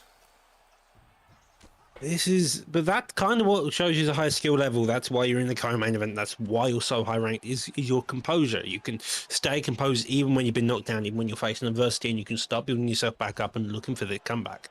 Yeah, it's not always going to go your way, so digging deep and finding a way to get back into the fight. We just saw a big pull counter for him a moment ago, although a couple of shots landing nice and flushly from Deaglefly as he continues to work his craft with the striking.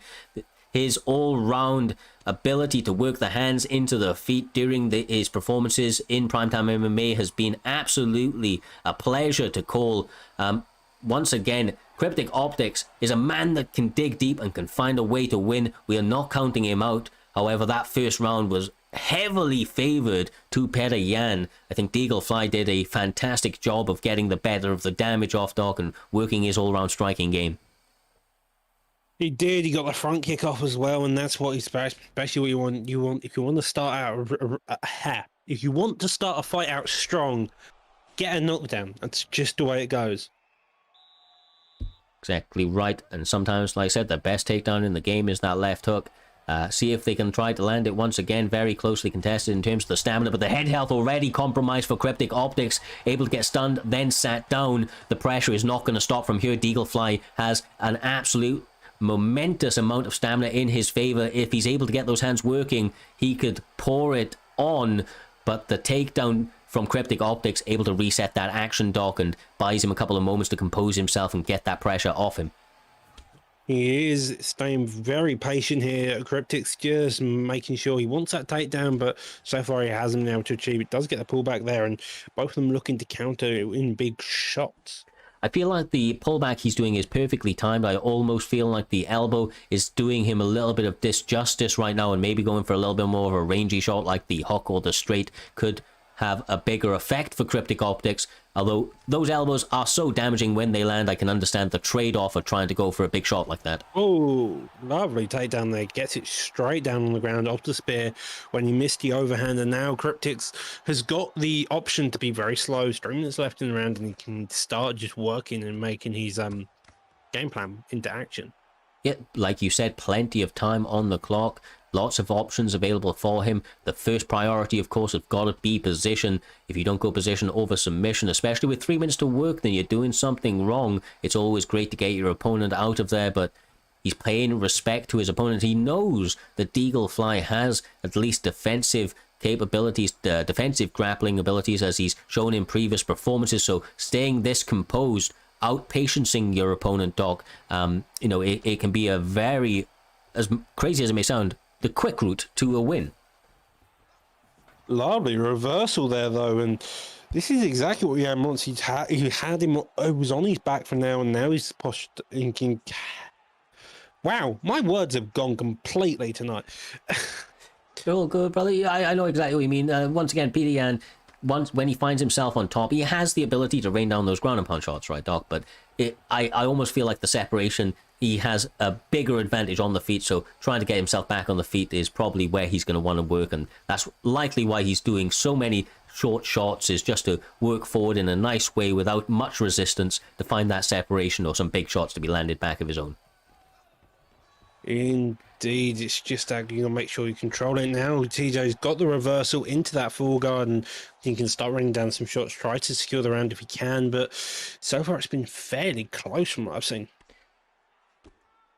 I think, especially on the ground, Cryptic Optics has got the majority of the better of the ground. However, Peter Yan is still dangerous in these positions. He's now got a submission threat. However, the defense seems to be holding up very, very nicely. He seems to be very composed in these positions, just out jockeying his opponent and keeping them just off center of that middle of his red bar. The escape was going to be imminent anyway. The round comes to an end. We're about to approach our third one in a closely contested bout.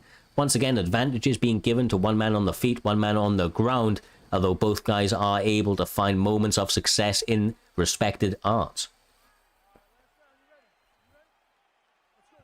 They touch them Round up. 3 enters, and we've got a touch of gloves. Yan already starting out aggressive. Cryptic Optics looking for a pullback, does go for a kick, doesn't get it, and now both of them are still trying to feel each other out, even as we enter into this third round. Deagle Fly definitely trying to get it going quickly, trying to get his opponent into his world. Doesn't want him shooting, or if he does, he wants to force that shot. So pressuring him early, trying to get him behind those black lines, and paying him almost no respect at this stage is actually working out very, very nicely for him. He obviously feels that he has the advantage in the health side of things, and very, very close in terms of stamina. So excellent exchanges for the guy with the better overall health statistics. Right now, TJ Dillashaw feeling the pressure. As he's pressed up against that cage, the head health is blinking, Doc, and you've got to imagine a couple more shots, maybe all that it's going to take for this one to be called an end. Yeah, but Yan's working so slow but patient and aggressive all at the same time. He's only using like 2-piece combos, just tapping it, but it seems so aggressive because he's coming, because it's going tap, tap, tap, tap. He's always there. He's always on that block. He's always playing the aggressor. Yeah, he's not allowing his opponent any moment to breathe. Nice clinch attempt. He eats a 1-2 for his troubles, but was able to get the throw shortly after it, and now finds himself in a top control position. He could potentially ride out this round and get a victory via unanimous decision. However, you never know. We've said it too many times. The judges are the most inconsistent part of the game, which is the most realistic part of the game. But as I say all of this, Doc, once again, Cryptic Optics finds some sort of magic to get the reversal on the posture up. Now finds himself in top control with 2 minutes 10 on the clock to work a lot of time. And back on the feet, and this is playing a very aggressive game. Yan's still there. He's still playing his pace. He evidently just wants to beat Dillashaw's head in, but he's having a bit of difficulty finding nearly it's an uppercut there, Looney. Yeah, I think that right now Cryptic Optics feels like he's behind in the fight, and that's why he went for the separation and is trying to work some strikes. That's now not gone in his favor. The opponent, Deagle Fly, getting clearly ahead with some of the big damaging shots that he's been able to find the mark with. He still has the better health statistics, and all round is in a better spot for some of these exchanges. Obviously, Cryptic Optics has dug deep before, been able to get last-minute knockouts, but is having a tough time. Ice skating uphill comes to mind as we see once again Peter Yan getting the knockdown and continuing to pour on the pressure with Deagle Fly behind the sticks. Yan is just constantly there. The jab, the uppercut, nearly eats an uppercut, and Optics needs to dig deep to find something. He's got 20 seconds left, does find a flying knee, doesn't do anything, gets switch kick to the body, and 15 seconds left. It's all or nothing for Cryptics, I feel like.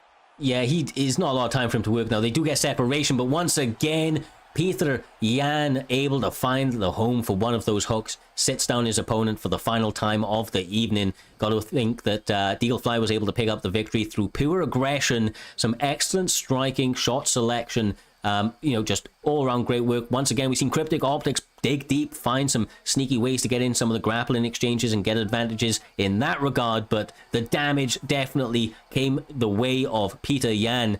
Deagle Fly once again picking up a nice W in this co-main event spot here tonight, Doc. That's another big W for him. This man's putting his name on the name on the map more and more every time he steps out here. He's really, really standing up to the test of time. Great performances from him. Indeed, and now it is time for the main event of this evening. Yes, Great sir. Mist versus Simple Benny. That is correct, my man. And these two guys are incredibly fun fighters to watch. We have Great Mist, a man that when I first met the guy, he was a grappler, but since that time has become a crazy forward pressure striker. You that wouldn't think he was a grappler. No, I know, not the way he fights The man these days. hates decisions. It's just simple. Oh, sorry, wrong one over here. Do apologize. Little bit of a boo-poo on my end, but no, these guys are going to be coming our way any second now. Honestly, the way that Simple Benny though has come out in recent performances, obviously got a little bit lucky, I would say, at the beginning of the last Grand Prix, but then in subsequent performances really showed that he deserved to be up there. Was able time and time again to put on, killer performances against his opponent, able to neutralize their games and grind out the victory. That's what he's going to need to do here this evening up against Great Mist, who has shown time and time again with us, Doc, that he is no slouch no matter where this fight goes. And if you give him any time to get his combinations going, he will jump on that without any hesitation to try and take this fight away from you. I would definitely agree. Benny's one of those fighters which will play aggressive, play defensive, but all at the same time have this mix and combo. Mist, on the other hand, he doesn't want a decision. No matter what, if he's either going to get KO'd or you're going to KO him. There's no two ways about it. If he goes to decision, something's gone wrong in his books. That's the reason he's such a fan-friendly favorite. Find him on YouTube, Great Mist YouTube.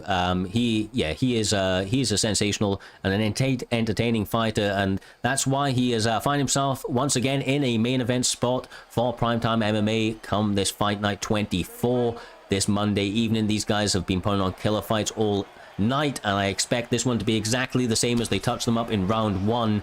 Dustin Poirier, I would imagine from Simple Benny, Doc, that you've got to see him go to some of his grappling where, even though he doesn't like me saying it, his bread definitely seems a little bit more buttered, but wow, eat Already. your words. Gets a double rock, and he's managed to turn the tides and got the pressure going on to Great Mist out here, Doc, nice and early. Can I just point out, we saw this before. Satchmo knocked down Mist, and then Mist came back and just killed him instantly. Rolling thunder all of a sudden, and a front kick in retaliation. Both of them playing the leg kick game, playing fairly aggressive. Ben going shooting for a takedown and does succeed in the matter. And now this should be an interesting fight. I think this is good work from Simple Benny. Make him work, like I've said in the past. Great Mist is a man that is not opposed to working the ground game if he has to, has the ability to work off his back, and when he finds himself on top, has some of the most brutal ground and pound that you're going to see about. Now finds himself in a dangerous position, though. The jiu-jitsu game, thug jitsu of Dustin Poirier, especially in the hands of Simple Benny, is a problem for any man. Got himself on Great Mist's back with a lot of time to work. Likely going to go for that armbar attempt, feints it, or at least gets denied by Justin Gaethje. I almost feel like the top mount is coming. They decide to go for the back sitting position instead, Doc. This is a dangerous position. Ground and pound is available, and of course that back take is always there. Back take's always there, the ground and pound's always there. This ground and pound's really heavy. You can land a couple of shots, you do some really good damage. The back mount can either lead to a top mount position or a back flat, which can get you the back flat rear naked choke, which is one of the strongest submissions in the game. Mist gets up, and Benny starts kneeing the legs, and now I think we're going to end up back on into the backside position. Mist is able to probably go for a full guard or go for the get up again and see what happens. He's doing a great job of sticking to him nicely, like we mentioned earlier on in some of the earlier performances. When you posture up, work a couple of shots and posture down of your own accord, it allows you much more easily to hold these positions, and not allow your opponent an easy get up. He utilizes a nice downwards transition to then take the back. This a smart move for him, allows him to ride out these positions for a little bit longer, Dog, continuing to work some short shots whilst obviously building up a lot of time in his favor in terms of the judge's eyes. Again, we roll back into this back sit, and so far this seems to be Benny's game. He just wants to work him down slowly and methodically, patiently. That's what you want to do, especially in a fight like Mist. Cyrus, is that you can't be over aggressive, otherwise he will counter that and he will be aggressive with you, and that's just going to cause issues in the long run. Yeah, he got some early success with the hand, so taking it down to the ground was definitely the right choice for him. Maybe take Great Mist into some of the later rounds, just like Justin Gaethje. That could be, some deep waters that his style maybe doesn't favor. However, we've seen it too often that You know, Great Mist is good from first round to the last round. So that round didn't go his way. I'm sure he's going to shake that off, go back to his corner, take a couple of moments to recompose, then come back at Simple Benny with the, absolutely bat out of hell strategy that we've seen from him in the past. He's not going to feel good about that round. He knows that Simple Benny definitely got the nod in that round. So, yeah, he's going to have to change that. And there's only one way he knows how, brother. There's only one way he knows how. Taking the fight to each other already, ducks into that uppercut, and both of them getting that jab already off the line. Pullback there, digs down the body, doesn't get it, and knee in retaliation, whiffed head kick, and Benny's already trying to create distance.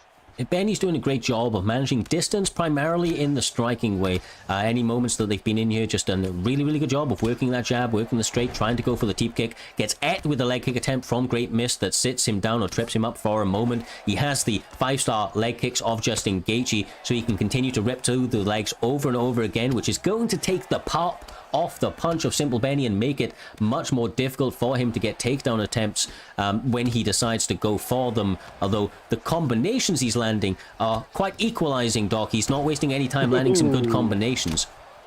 Yeah, head kick lands in retaliation from the Rolling Thunder, evidently not happy.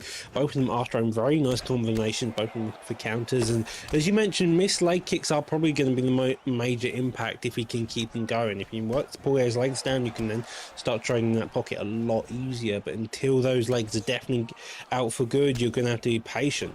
Like he does actually get a check on them and such. Tries to go for a pullback counter, does Simple Benny, only millimeters away. Both guys deciding to trade in the pocket. The forward pressure actually coming out the side of Simple Benny. Decides to continue that non-stop forward work, but does occasionally walk onto some big counters. Maybe some of that lateral movement he had going on a little bit earlier on will play a little bit more to his initial game plan and give him a little bit more success. Although the counters from Great Mist are really starting to come to life, Doc, and he really needs them to start to come to life in order to get the fight going in his favor. Yeah, it's definitely a case of Benny's putting on this pressure. Mist is looking for a couple good counters with the power of Gaethje, and you're in for big trouble. It's just finding that hole because Benny doesn't allow you much access to do it.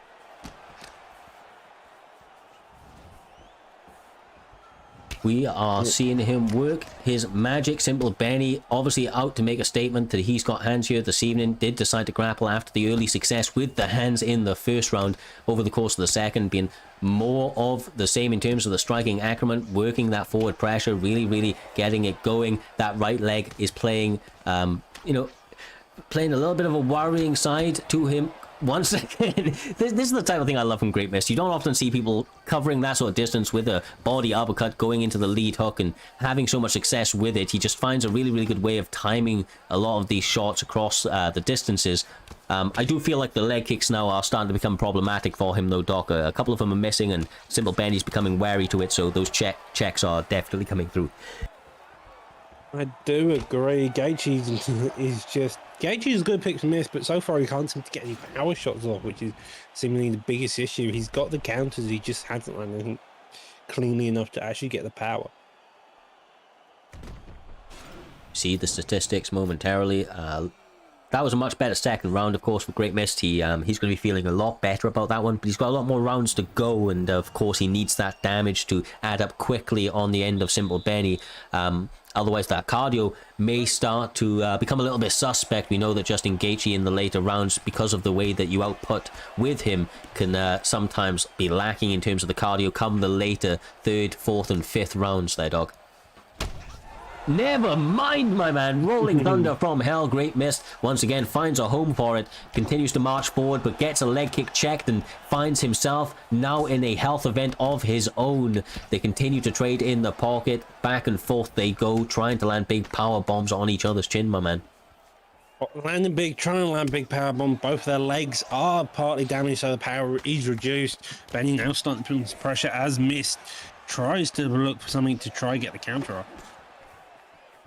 Good job going the barreling shots. The straight kick to the, or the front kick, front push kick, whatever you'd like to call it, from Dustin Poirier. That's landed a number of times tonight. I think that he maybe should try to utilize that a little bit more. He's done very, very well at the range. Anytime Great Mist has found his way into the pocket, he seems to have the better of the combinations and the counters. So continue to work that jab, continue to work that straight, the teep kicks. All of them have been massive remedies for success for Simple Benny, although he has started to maybe wade away from that technique over the last couple of minutes. Trading shots in both cases. They're just looking to get the one power shot, but they can't. Their legs are so badly damaged that they just reduce the power. The hands are just trying, but the block's there as well, and it's very much it's a grueling fight. Oh!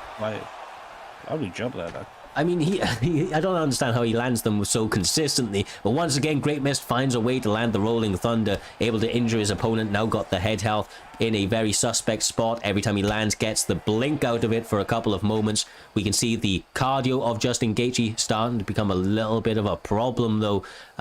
The more pulls he goes, the more high kind of strike combinations he decides to commit to his opponent's block and chin there, Doc. The more that cardio is going to continue to dig away, especially if we continue to see Simple Benny work the body. Benny, oh. This is a risky position for Mist to be in. This is Takes it. a 7 shots and Oh, no. The narrowest of margins keep Great Mist into it, but Simple Benny now finds himself in one of his favoured positions on the mat in top control. A lot of time to work. A minute can feel like an eternity when the pressure is being poured on in this dangerous spot. it can indeed. Gets back to half guard. It's safe bet. Does go for the top mount pot. So now gets straight into full guard. Out of full guard again. And Benny is just showing his utter control in the grappling now, especially as he gets his top mount. Raining down the shots, doing good job of it, working that head health very, very low. The block obviously having all it can handle from Great Mist YouTube as well. Yeah, raining it down at the end of the round, just about surviving it. Excellent defense at the very, very end to maybe stop that finishing blow, Dog. Both of them bloodied and battered, just trying to get out of here. And this is a very competitive fight. Touch of gloves once again. Round 4 championship rounds are ahead of us. Both guys above the halfway mark of the stamina. Great Mist trying to open up with Great Mist style combinations. Simple Benny seems to have done enough defensively to be in a very, very good spot come this third round, and the offense definitely being mixed together very nicely, Doc, showing ripples to his game. The striking definitely showing massive adjustments and advancements as well. That when he has been on the feet, he's had a lot of success with it. Yeah, Benny seems to realise that maybe the grappling is the way to go. He's had 3 rounds of striking, and at the end of the third round, he's had a lot of success with that grappling. Maybe, well, never mind. Out at a moment's notice, he had done a lot of accumulated damage over the course of those first 3 rounds. Come the 4th round, there was only so much that the chin of Justin Gaethje was going to be able to take. All respect, as we said, Great Mist every single time, Doc, puts on entertaining bouts, always brings the action, and this time Simple Benny was his match, was able to meet him with that forward pressure, met him in the center of the cage, and was able, for the most part, to do it on the feet. Great work when it hit the mat, of course, able to get the work done down there, but non-stop start to finish tonight, Doc. These fights have been absolutely incredible. It's been a big card, it was a long card, but each and every single fight was able to deliver from start to finish. Indeed, it was. Well, with that being said, my guys, we're going to call it an end to this Fight Night 24. We will be back with you now on Sunday, I do believe, for our next event. Sorry, this time it will be Saturday, 8:30 GMT. That will be 3:30 ET, I do believe. Until then, stay safe, much love. Join the raid when we go for it, and we'll see you in the next one.